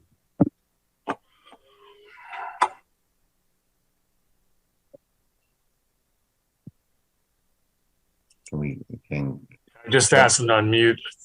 Right. Okay, Joe Vayuso approves.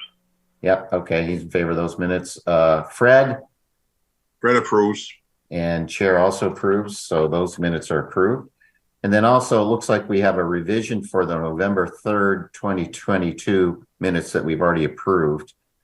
Harry, can you just highlight for us what the change is? All right, Harry Smith, Town Planner. Under the discussion, this is the public hearing for 819 East Main Street. This was the research laboratory and office, et cetera, out there at the former Sullivan Farm.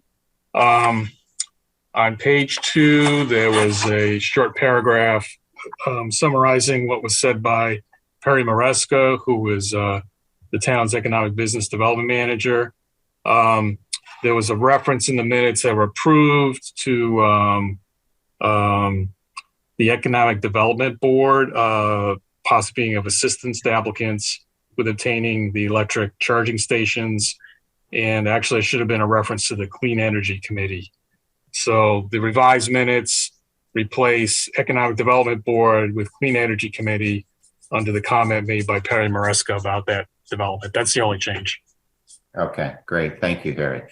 Does someone want to make a motion to rescind our approval of the November 3rd minutes and instead approve the revised November 3rd, 22 minutes containing the revision that Harry just described? Chadwick makes that motion. Motion made by Joe Chadwick. Is there a second? Fred Russo seconds it. Second by Fred. Further discussion? All in favor? Joe Chadwick. Chadwick is in favor. Marcy. Marcy's in favor. Joe Vayuzo. Joe Vayuso in favor. Fred. Fred Russo in favor. And chair is also in favor. So those minutes are revised minutes are approved as revised. Any correspondence, Harry? There is no correspondence. Okay, then we can, I think, go back to the public hearing item, the number 443 Elms Road. I think that was probably something we can act on. That Evan, I think, can you pull up your staff report on that one? Right. Can you guys see a Word document? Yes. Yes. Gotcha. So I went ahead and added the finding about coastal site plans. And just again, to repeat, the proposed findings are now, the commission finds that the testimony, based on the testimony and application materials, the proposed use of the property is consistent with the special exception criteria. Finding number 2 is that the coastal site plan is consistent with the goals and policies of the Coastal Area Management Act. And then condition 1 is prior to start of construction, all conditions of the previous approval shall remain in full force and effect. Condition number 2 is prior to start of construction, erosion control measures shall be installed. And then the third condition is that all lighting shall be compliant with section 6.7 of our zoning regulations. Great. Okay, well, I think this application has been before us a number of times, but I think this current plan looks good. It's certainly they had a lot of professionals working on it. Great for the both on the landscaping, the engineering the architect, an attorney, talked with the neighbors. So I think, you know, I think it looks good. So I don't know if anyone else has any comments. Okay, I have a comment. Yes, absolutely. Hey, it's Mercy. I just think we need one additional condition because I don't recall, maybe they've changed it since, but I don't recall the landscape plan specifying the quantity and sizes of the proposed plant materials. I just think that'll be important once construction is underway. Well, there's sizes. Okay, it's there. I'm sorry. All right. Yep, I stand corrected. Thank you. No problem. Thanks. Anyone else have any comments? If not, does someone want to make a motion to approve the application by adopting the findings, including the revised condition 2 and conditions as set forth in the staff report that is displayed in front of us? Fred Russo, so moved. Motion made by Fred. Is there a second? Chadwick seconds. Second by Joe. Any further discussion? All those in favor? Joe Chadwick. Chadwick is in favor. Marcy. Marcy's in favor. Joe Vayuzo. Ayuso's in favor. Fred. Fred Russo in favor. And chair is also in favor. So that application is approved. So turning now to old business.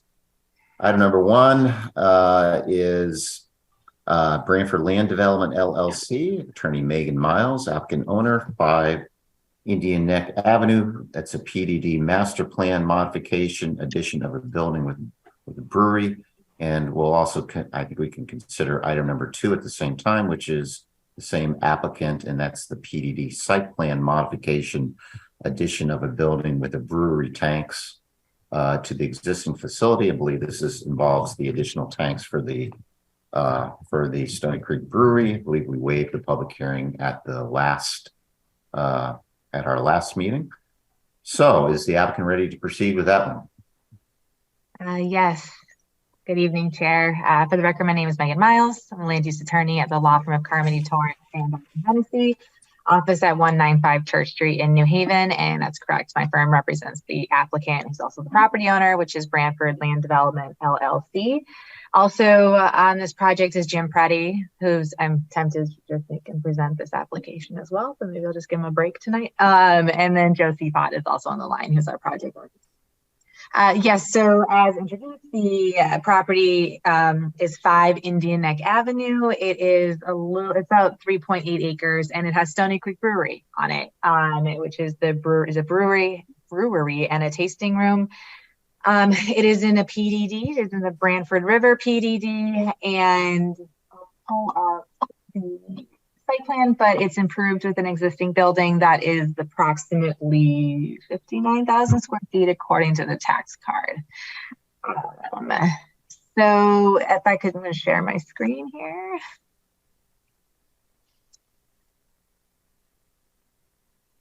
Okay, can you see my screen? Yes. Great. Okay, so this is the as-built, or as the site plan that we filed. So this is the brewery building right here. The property is adjacent to the Branford River and Indian Neck Avenue. This is the existing parking area for the brewery, just to orient everyone. And the project's proposed is to add 10 additional fermentation tanks to the brewery, and they would be housed within a approximately 1,900 square foot building. As everyone knows, the brewery, it's not just an on-site tasting room. It also sells retail off-site in Connecticut, New York, Massachusetts, Rhode Island, New Hampshire. So in the greater New England area. That's a big part of their economic business model, and they need to increase their brewing capacity, want to just meet increased demand. Also for further research and development of new beers, they're constrained with that at this point. And then also they have the opportunity for exciting partnerships on flavors with local businesses. So they need, in order to brew additional beer, they need additional fermentation tanks. So that's what this project's facility. So they've installed the 10 tanks. Also to note, they would be installing a second grain silo here. I believe this was approved previously on a site plan labeled as silo to be constructed at future date. Or a label to that effect. So they would also finally install that silo in connection with this project. So this is the site plan that shows it here. So it's this is the entry covered boardwalk to the brewery. So it'd be adjacent here. There would be roll-up doors on this side in order to service the fermentation tanks. Okay, let's see here. I'm just gonna reduce, oh geez, that got really small. Having screen sharing issues. I'm going to stop share for a second here. I want to show you the up close. Let's see here. Okay, let's try this again. Sorry about that. Okay, can you see this? Yes. Okay. So this is what we consider the floor plan that we filed with our application materials. So these are the fermentation tanks here. The overhead roll-up doors are labeled here. Also, we presented this application to the Town Center Revitalization Review Board. They recommended approval. They like the design, but they asked that we add landscaping details to the plan set. So this has been revised to include those details. So there's plantings here labeled around it. And what those indicate is this rendering here. So this was the rendering that was shown to the review board, and they really just wanted to make sure that this beach grass area and this aesthetic was permanent on the plan and would be added. So that's what those landscaping details show. And as this rendering shows, the design, it's really a similar aesthetic to a lot of breweries in New England, the industrial style where you have weatherproofed tanks that protrude through the roof of the building. So the building is designed to protect the lower components and controls of the tanks to protect them from the elements, but the tanks themselves do protrude through the roof. So aesthetically, you can see it that way. What else should just generally, this development complies with the standards of the PDD, so no modifications to the PDD standards are required. It meets the coverage requirements, the height requirements, and also to note, this is not increasing any patron areas or any other tasting room areas or public areas. This is solely additional tanks. This area would not be open to the public, so there's no likelihood of increased patronage on the site. This is for research and development, and this is for off-site retail sales. And yeah, so really what this project proposes is a small addition to an existing brewery of a really nice scale and design that complements the brewery and really this historically industrial area. And it supports the retail success of Stony Creek Brewery. Let me see here. So when I went to meetings for the request, I received a question from, I believe it was Commissioner Hutner, about tractor trailers. And I didn't have the answer at that time. I believe she asked me, is there going to be any change in deliveries and trailer volumes to the site? I didn't know the answer. I think I said I didn't know the answer and I would follow up, but then I nonetheless made a guess and said that I didn't anticipate any major changes. So that was the number one mistake, because you shouldn't answer a question that you don't know the answer to. But I followed up with Stony Creek Brewery and they educated me about the trailers. So they first indicated, what they first told me was that, actually I'm going to pull up the site plan one more time to show everyone here. Because I want to make sure I answer this question for you accurately. Okay. So once again, this is the site plan. So as was immediately explained to me is, so this is Indian Neck Avenue, the turn right here, and then the bridge that goes over the river. The brewery is constructed with a cut-through driveway here. And what was explained to me was that, that question probably was motivated because for a number of years, employees would park on this driveway circulation. And the result was that it was backing up when a trailer would come for a delivery or for off or for not just deliveries, but also for transport to distributors. Sometimes when there was employees parked here, they would just be backed up into Indian Neck Avenue. So that was creating a problem. So recently, before even this project started, Stony Creek Brewery changed their employee policies, and now employees are not allowed to park here at all from 9 to 5, Monday through Friday, to ensure that this area is free and clear and fully accessible for trailers, and they can completely park on site.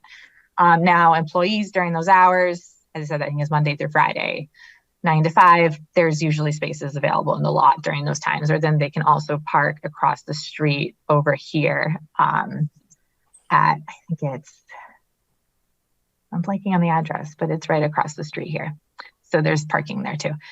So now, thanks to a change in policy, this area will always be open, and there shouldn't be any backing up into Indian Neck Avenue any further. So they explained to me that right now there's approximately 5 trailer visits a week. So it's about 1 a day. They only come during Monday through Friday, 9 to 5. So there's about 1 a day. And then anticipated with this project, because it is intended to, it's designed for retail sales, they anticipate it might increase to approximately 12 a week. So that would be approximately 2 a day. So we go from a 1 a day to 2 a day.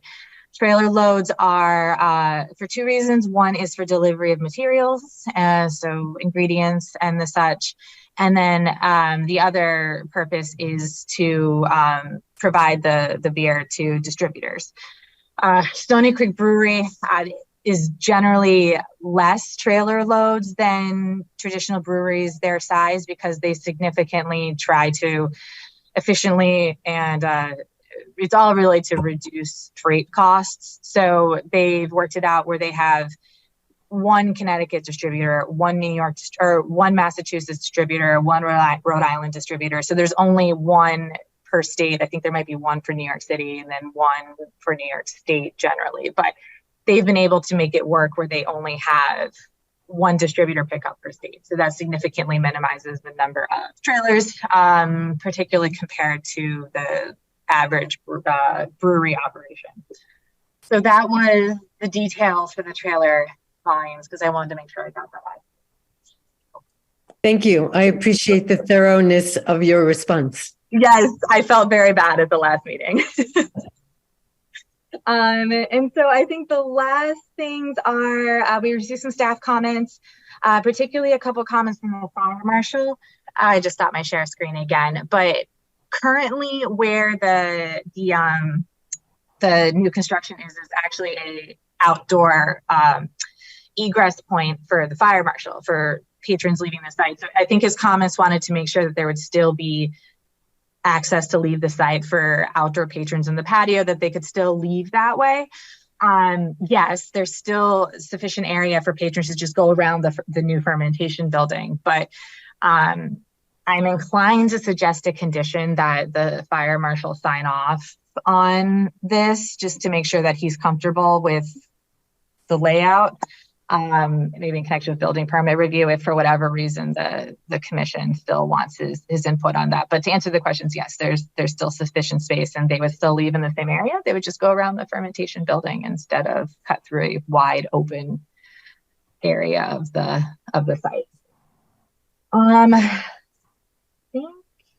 I think that's it. But yeah, we're here for any questions, but to conclude, it's really we feel appropriate scale design that really is in harmony with the intent and scale of the PDD, the intended uses of the site, and is a really, really nice addition to support the success of the brewery here in Branford. Chuck Anderson, thank you, Ms. Miles. Harry or Evan, you want to present the staff report? Sure. I did the staff report for this application. Like Attorney Miles had stated, they are proposing a new 1,900 square foot building for some additional tanks and brewing equipment.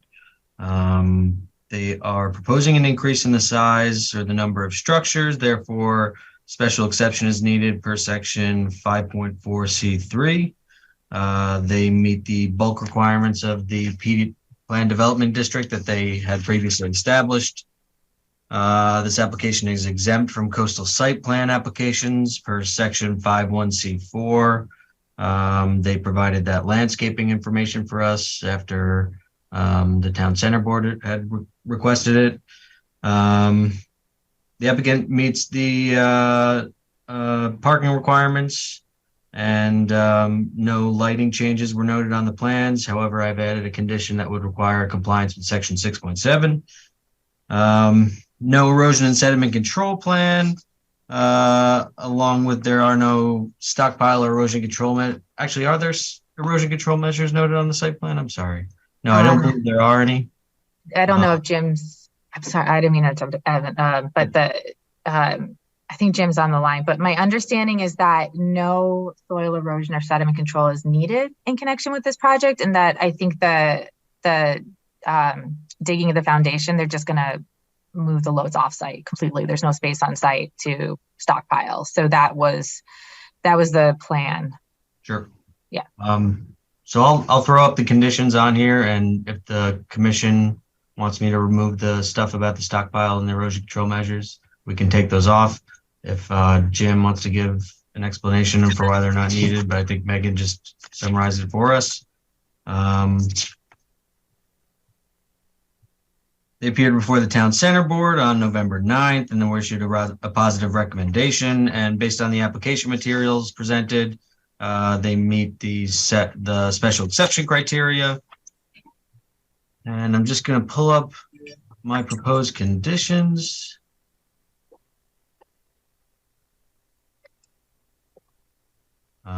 Does everyone see the Word document in front of them? Yes. So should the commission decide to approve these applications, staff recommends the following be included in separate motions for each of the two applications, starting with the PDD master plan amendment application. We recommend an effective date of January 1st, with the following finding: that the commission finds that the proposed modification is consistent with and conforms to section 5.4A and 910F of the zoning regulations, as well as the comprehensive plan, and that the plan of conservation and development has been considered in their decision. We do not recommend any conditions for the master plan amendment. Onto the site plan amendment application. Again, a January 1st effective date. The findings should say that the proposed modifications of the site plan, as specified below, is in conformance with the requirements of the approved plan development district and master plan and the zoning regulations. We have a few conditions for this one. Prior to the start of construction, a stockpile and erosion controls measures shall be added if they're deemed necessary by planning and zoning staff. However, if the commission feels that these are not required, I can remove both of these conditions in their entirety. Although, if we do decide to leave it, there's still an opportunity, because we put in that if they're deemed necessary by planning and zoning staff. So that could be decided later on. And then I added the condition that requires compliance with section 6.7 of the zoning regulations for lighting. And I believe Megan had talked about an additional condition for egress related issues. However, I don't know if that would be necessary, because I think the fire marshal has to review this information already. And I think he already has authority over whether or not, something like this can be built if it is going to cause any fire safety issues. So whether or not the commission wants to throw that in there, we certainly can. But maybe Harry can let us know if he thinks that's necessary or not. Harry Smith, town planner. Just as you said, Evan, I don't think it's necessary. I think basically we send this around so that if there are any issues, they be brought into the process early, and applicants can resolve them before they get down to the code compliance review level. Chuck and his chair, thank you. Anything else, Evan or Harry? Nope. Okay. Questions, comments from commission members? Sure. Fred Russo. Fred, A quick question to Attorney Miles. I'm just. Are you muted? Oh, Fred. Fred, somehow you became muted. Oh, you should be able to mute yourself, Fred. Yeah. There you go. I'm sorry. Where's my question? Oh, this is returning Miles. The new tanks that you're proposing, it may sound like a simple question, but how are they filled and emptied? Are they done internally, underground, into the existing building, or do they pull trailers up in the yard and have to drain those things from the tanks into the tankers? So I will need Jim to confirm this question, but is my understanding it's piping run either under the boardwalk into the existing building. But Jim or Joe, are you able to confirm that? Yeah, the lines would be run. I'm sorry, Joseph Seapot Architects. Okay. The lines would be run from the existing building into this new building. Okay. So no trucks would be pulling up to this. That was my question. Really, was that going to require trucks being pulled up to the boardwalk where people will be passing? Okay. Yeah. Good. That's my question. Thank you. Thanks, Fred. Other questions? Marcy, do you have something? Marcy's muted. Sorry, I thought I had muted myself back. It's probably similar to Fred's question, but I was just thinking about the flow of traffic for patrons going in and out, and I assume that there's going to be certain activities going in and out of the tank area, and I just was curious how they might overlap or not, and whether maybe a condition might encourage that not to happen. So, I mean, or maybe it's all piped underneath. Maybe, I'm not sure. And I guess my second question was, and it's a bit unrelated, but it just sort of relates to the overall planning for charging stations. Have any charging stations been added to the property at any point? As there's a lot of parking out there. Joe, if you could definitely take the first one. If you know any updates on the second, that'd be helpful as well. So basically, these are storage facilities. So there is not a lot of use going on in these buildings. They'd be piped either below, or there might be a pipe or two above, but there's not a lot of employees going back and forth. A lot of the overhead doors are for cleaning and checking valves. So there really will be no interruption of the patron use coming and going through the building. So that's as far as the first part goes. So for the second question about electric car charging stations, I see on the site plan that there are a couple labeled already. So that means they're existing. They're already on the site. My understanding is that I do know that there's legislation. You actually might know better than me, but I know that there's legislation that's going to start requiring them on, I think, new parking areas in 2023. So I don't think this project would fall under that because it's an existing parking area. And there are existing EV charging stations on site, it looks like. Harry, could I add a condition that says that EV charging stations can be added to your satisfaction like we did for? I think that's a great idea, though. Leave it to the discretion of the property owner and the business owner applicant. If they want to add more, then they could do that without filing a separate staff approval, which is probably what it would require. And the conduit probably already goes close to where you could add them and run the conduit a little further out. And, Is there a statute requirement coming that's going to indicate numbers for? There is one coming. I can't give you the details right now because I just don't have it on the top of my head, but we can send that around to everyone. Yeah, I only bring it up because it seems like every time property needs to make an adjustment, we seem to reevaluate lighting and the such. And so that's why I brought it up. Okay. Thanks, Marcy. Any other questions, comments from anyone? Then maybe we can, Evan, you can pull up the staff reports. Maybe we'll add something about the ability to install additional EV charging stations.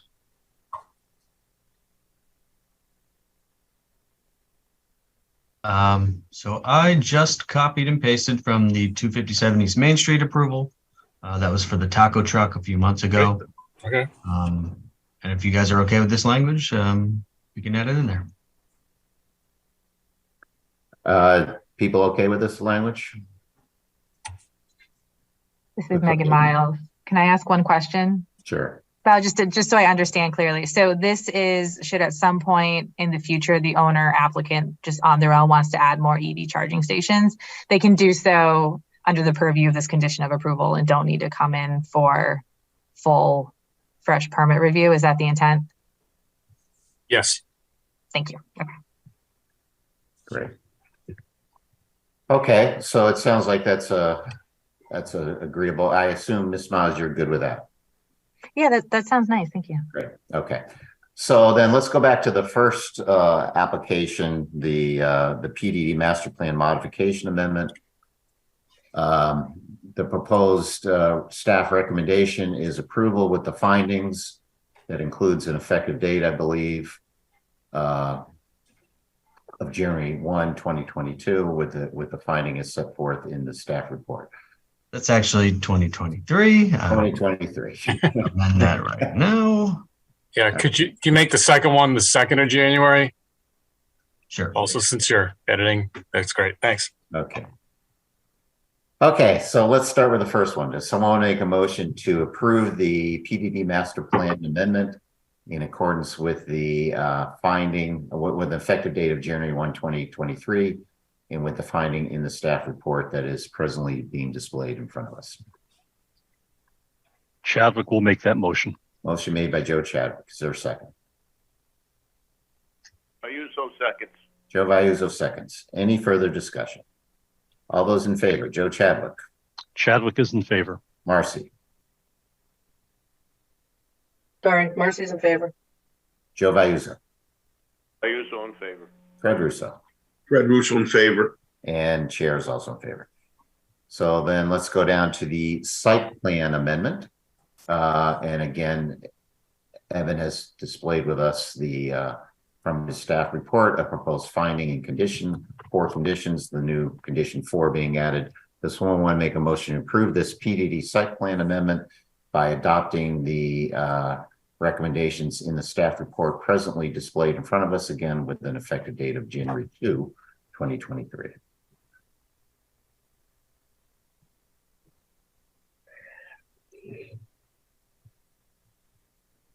Joe Vayuso moves to approve. Okay, Joe Vayuzo makes that motion. Is there a second? Fred Russo seconds. Second by Fred. Further discussion. All those in favor? Joe Chadwick. Chadwick is in favor. Marcy. Marcy's in favor. Joe Vayuzo.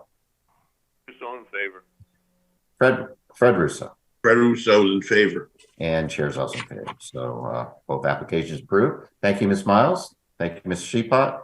Thank you, Mr. Thank you, everyone. Okay, that brings us then to the rest of our agenda. I think item number 3, and that's a 66 Sunset Beach coastal site plan. I believe that just came in. We'll just table that one. Is that correct, Harry?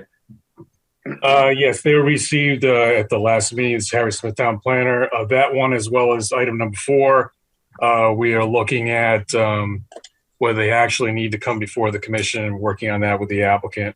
And resolve that by the next meeting. Okay. But for this point, we can table them, if you will, to the January 5th, 2023 meeting.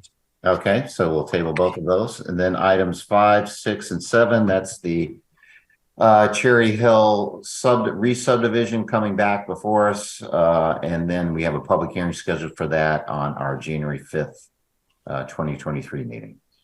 So that's where those are. And then the last one, special exception for a grading and home addition, also have a public hearing scheduled for January 5th, 2023.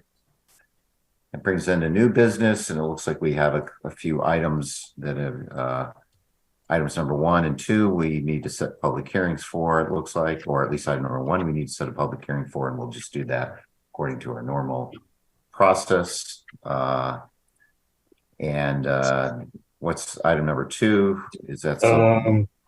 Harry Smith, Town Planner. Item 2 is really simply adding EV charging stations to the facility for the Y out on East Main Street. Probably can do this because it'll be a site plan modification. It doesn't really change a special exception. I think that's allowed by the existing regs to be done by staff, and Chuck, I'll consult with you about that. But I think that could probably be done by staff. That comes within the minor modification authority in our regulations that we give to staff, and they run it by me. Yeah. Okay, so that brings us then to item number 3. It looks like we need a 90-day extension for an approved subdivision to file the Mylar. Is that correct? Harrison Town Planner, we're going back and forth about this with the applicant's attorney, and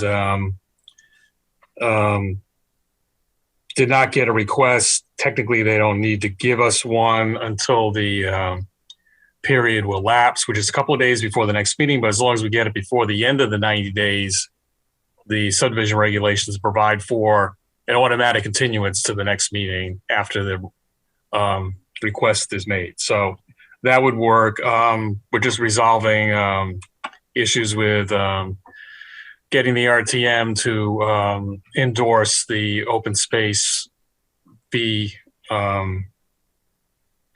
simple land donation plus conservation easement was proposed as well. So those just need to go through the process. That's the only thing holding up having the Mylar signed. Okay, so do we need the extension? You don't right now, and if they need it, they can request it before the next meeting, and they're aware of the deadline that needs to be done by, I think, January 3rd. So the attorney for the applicant's aware of that. Will make the request at that point as necessary, and then we'll take it up on the 5th if we have to. Okay, so we'll just table, do nothing on this. Yep, absolutely. Okay, brings us into other business. We have some bond releases. Item number 1, a bond release for 250 North Main. Evan's got that one, I think.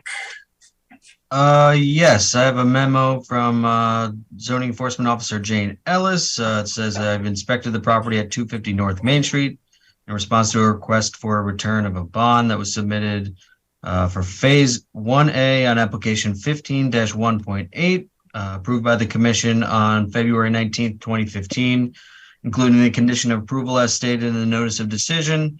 I recommend return of the bond in the amount of $13,108.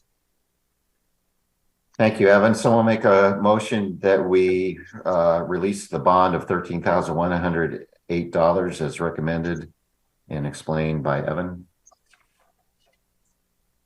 Chadwick moves to release. Motion made by Joe Chadwick to release. Is there a second? Fred Russo, seconds.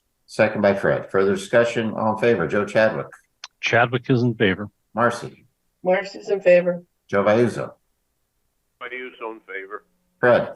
Fred Russo is in favor. Chair is also in favor. So what's the next one, Evan? I think this is from me, Harry Smith, Town Planner. The next one is with respect to 168 Montague Street, which is the new location of the Dar Bar restaurant, which was on Main Street. This property, when they opened up a few weeks ago, I believe, or maybe a month or two ago, received a temporary certificate of occupancy, I believe, and they've received a temporary certificate of zoning compliance. They now would like to make that permanent. There's a couple of outstanding issues out there. We've been sort of working with the applicant on and off for a couple of weeks now. One is the lights of the sign, which don't conform. And I do have a memo from Jane Ellis, the CEO, and she is in favor of establishing a $500 bond to cover that. There are a couple other issues out there because it's in the town center revitalization district, basically the town center village district. The town center revitalization review board weighed in on the rework of the building itself. Because the use did not change, it was a restaurant, and stayed a restaurant, it was a Saggio. And so it did not come back before the commission because they really weren't proposing any site plan changes and they weren't changing the use. There were a couple little tweaks that they wanted to make in terms of the building footprint and the exterior of the building itself, as well as the sign. So I approved those as a minor after I referred the application to the Town Center Revitalization Review Board for comments. They built out as they got approved to do, with the exception of a couple of things. One is the grading. I'm going to share my screen quickly here. Hopefully everyone can see this photo. This is from basically South Main Street, looking across the town-owned parking lot in the corner of South Main and Montaouise at the back of Darbar. So Montaouise runs in front of these buildings here, and South Main Street is really in the foreground here. I was sort of standing right on the edge of the street when I took the picture today. So this is all kind of unfolding as we're, in the last couple of days. We're working on it today, and they had approval to do this screening for the HVAC and other rooftop equipment. You can see in the picture. This piece was not approved. I don't even know what function it serves. I don't know why it's there. The Town Center Revitalization Review Board, which I sent, their request to change the color of the screening, which was recommended, was approved in a certain color because that's what they proposed and was locked in. They didn't make it that color. So to change that is one of the requests they have. And there were also some comments from the Town Center Board about, well, why is this here? Well, it wasn't approved as part of the plan. So that would either come down or additionally be bonded to be removed. And they've requested that maybe that piece of screening be put in here, which would make a lot of sense. So that and a couple of the details are sort of outstanding. So I'm going to suggest, I'm going to read this out, an additional bond be established to basically as a placeholder to allow us to issue a complete and final certificate of zoning compliance, which the applicant's trying to get to do a closing, so they don't have to wait till the next commission meeting on the 5th. We don't have to have a special meeting of the commission. I'm just suggesting that the commission establish an additional supplemental bond of $1,500 if determined to be necessary by the town planner and the zoning enforcement officer to guarantee the resolution of aspects of the construction of the rooftop screening of mechanical units that may be inconsistent with prior approvals, as well as other minor items on site. So I apologize for not being definitive. We just picked the number. I talked to the zoning enforcement officer. She's comfortable with the number. I just posed that for the commission's consideration. It would allow us to kind of go ahead and finalize issues with the build out of the changes of the building and so forth that are not in alignment with the approval and get them covered by a bond. So we can go ahead and give them a certificate of zoning compliance, then go ahead and do what they want to do in terms of the property. Does the 1,500 cover the 500 for the lighting? Nope, it would be a supplemental bond in addition to that bond. Okay, so you need two motions? Yeah. Okay. Does someone want to make a motion to establish a bond of $500 for the lighting as recommended by the zoning enforcement officer? Chuck, Fred Russo, can I make one comment? Sure. To reference what Harry was saying, that screen there, I can't, it's not a great picture. That's not what we was taking a picture of, but having worked on roofs for 40 years, often they put where there's a piece of equipment on a roof, a screen close to the edge of the roof. So if that piece of equipment is being worked on, a worker doesn't accidentally walk off the roof. So I don't know if it's there for that reason, but I know that the gas company, for example, that had a service unit on the roof, they would always want some kind of protection there. Just threw that in. Yeah, and maybe for that purpose also, but I think the reason from our perspective was for aesthetic reasons. Oh, okay. Could be. Yeah. Oddly enough, Fred, it is a code requirement now that you have not just OSHA compliant roof protection, but there is a code stipulation on the character and nature of roof protection around rooftop mechanical equipment. And from this view, it doesn't appear to have the clearances required, but that is totally outside of our jurisdiction. Right. Okay. Thank you. Any other comments? So I should make a motion. Can someone make a motion first? What, excuse me? So Okay. Marcy will make a motion to add to the bond. Yeah, we got to do two motions. One, the 500 for the lighting as recommended by ZAO. Someone will make that motion. So moved. Moved by Marcy. Is there a second? Chadwick seconds. Second by Joe Chadwick. All in favor? Joe Chadwick. Chadwick in favor. Marcy. Marcy's in favor. Joe Vayuzo. Favor. Fred. Fred Russo in favor. Chair's also in favor. And then would someone make a motion for an additional $1,500 bond as recommended by the town planner and the zoning enforcement officer for the miscellaneous site details as that was explained by Harry. Fred Russo, so moved. Marcy seconds. Any further discussion? All in favor? Joe Chadwick. Chadwick in favor. Marcy. Favor. Joe Vayuzo. Favor.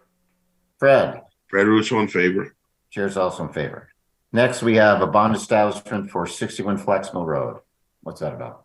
Harry Smith, town planner. Other issues have been noted in a site visit made by the zoning enforcement officer, I believe today, that going to require probably modification to the approval. They basically built out the property fairly out of compliance with the approved plan. Driveways on adjoining property, the retaining walls that where they weren't proposed. They're possibly grades over a 3-on-1 slope. So there's a bunch of issues that need to be resolved. It's not ready to be bonded, basically. So we'd recommend that you just skip that tonight, and we'll come back to you in January probably with that one. Okay, so we'll table item number 3. So that brings item number 4, election of officers. Sharon, did you, where are you? I'm right here. Who wants to? So anyway, I spoke to everybody, and it's a unanimous decision that Chuck Andrews should continue as chairperson. However, Fred Russo was nominated as secretary, so that's a change. So I don't know how you go about voting for it, but that's a new slate. Okay, well, we heard the slate. First of all, we got to say thank you, Marcy, for your many years of service. I mean, reading those notices, I tell you, Fred's got a tough shoes to fill. She got off the hook tonight. I have every confidence in Fred. I've accepted it by default, actually. They know how I feel. Okay, well, you know, I don't see any. Oh, so will someone make a motion to approve the officers for Fred Russo to serve as secretary, and I guess Chuck Andrews to serve as chair? Joe Vayuzo moves to approve. Motion made by Joe Vayuzo. Is there a second? Marcy will second it. Second by Marcy. Any further discussion? All in favor? Joe Chadwick. Chadwick is in favor. Marcy. Marcy's in favor. Joe Vayuzo. Vayuzo in favor. Fred Russo. I'm in favor. All right, and chair's also in favor. Okay. Okay, we're done with that. Planners report. What's happening? Given the lateness of the hour, well, it's fairly late. We don't have a whole lot to report. Is there anything, Evan, that you want to add? Nope. Okay. So we're done. Okay. Unless anybody has any questions. Okay. Hearing none. Okay. And I guess, do I need any training, Fred Russo? Do I need any training to be secretary? How's your shorthand? So. I will send you a copy of the bylaws. I believe, if I'm correct, I think you're the default person to fill in if Chuck is absent. I don't know if they explain that to you. I think that's the case, if I remember right. Yeah. Well, I'll send the bylaws around anyway, just so everyone's got them. Chuck, stay healthy. Right. Yeah, I'm gonna be a good part of January in Florida, so I mean I can still do this. But, okay. But you may have to sign a Mylar or something, you know, in my absence. Yeah. As far as I know, nothing's coming up along those lines. I did see that Matt Radulski has his hand up. I believe he wants to comment on something not related to a public hearing, because we can't take comments on a public hearing item outside of the public hearing. Right. Is that the case? He's waving. Yes. Matt, what do you got? You gotta mute yourself. I just unmuted him. Congratulations to the officers. As a chairman of another town commission, I know how much work it is. So, Chuck, I'm sorry for you, but keep doing a great job. And Fred, good luck. Thank you. Great. Thanks, man. Okay, one of these days I'm done. So, okay. So I think that's it. I guess we can make a motion to adjourn. And, you know, extend our holiday greetings until we meet next year, I guess, right? Yes. Okay, well, someone want to make a motion? I'll make a motion that we close the meeting to end. Okay, Fred makes the motion to adjourn. Is there a second? That's it. Was there a second? Chadwick seconds. Joe Chadwick seconds. Any further discussion? All in favor? Joe Chadwick. Chadwick is in favor. Marcy. Happy New Year, and Marcy's in favor. Yes. Joe Ayuso. Ayuso in favor. Fred. Fred Russo in favor. And Chair is also in favor. So, okay. Okay. Happy holidays, everyone. Happy New Year. Great. This program was brought to you in part through the support of the Town of Branford. Watch town meetings and other videos on demand at BranfordTV.org.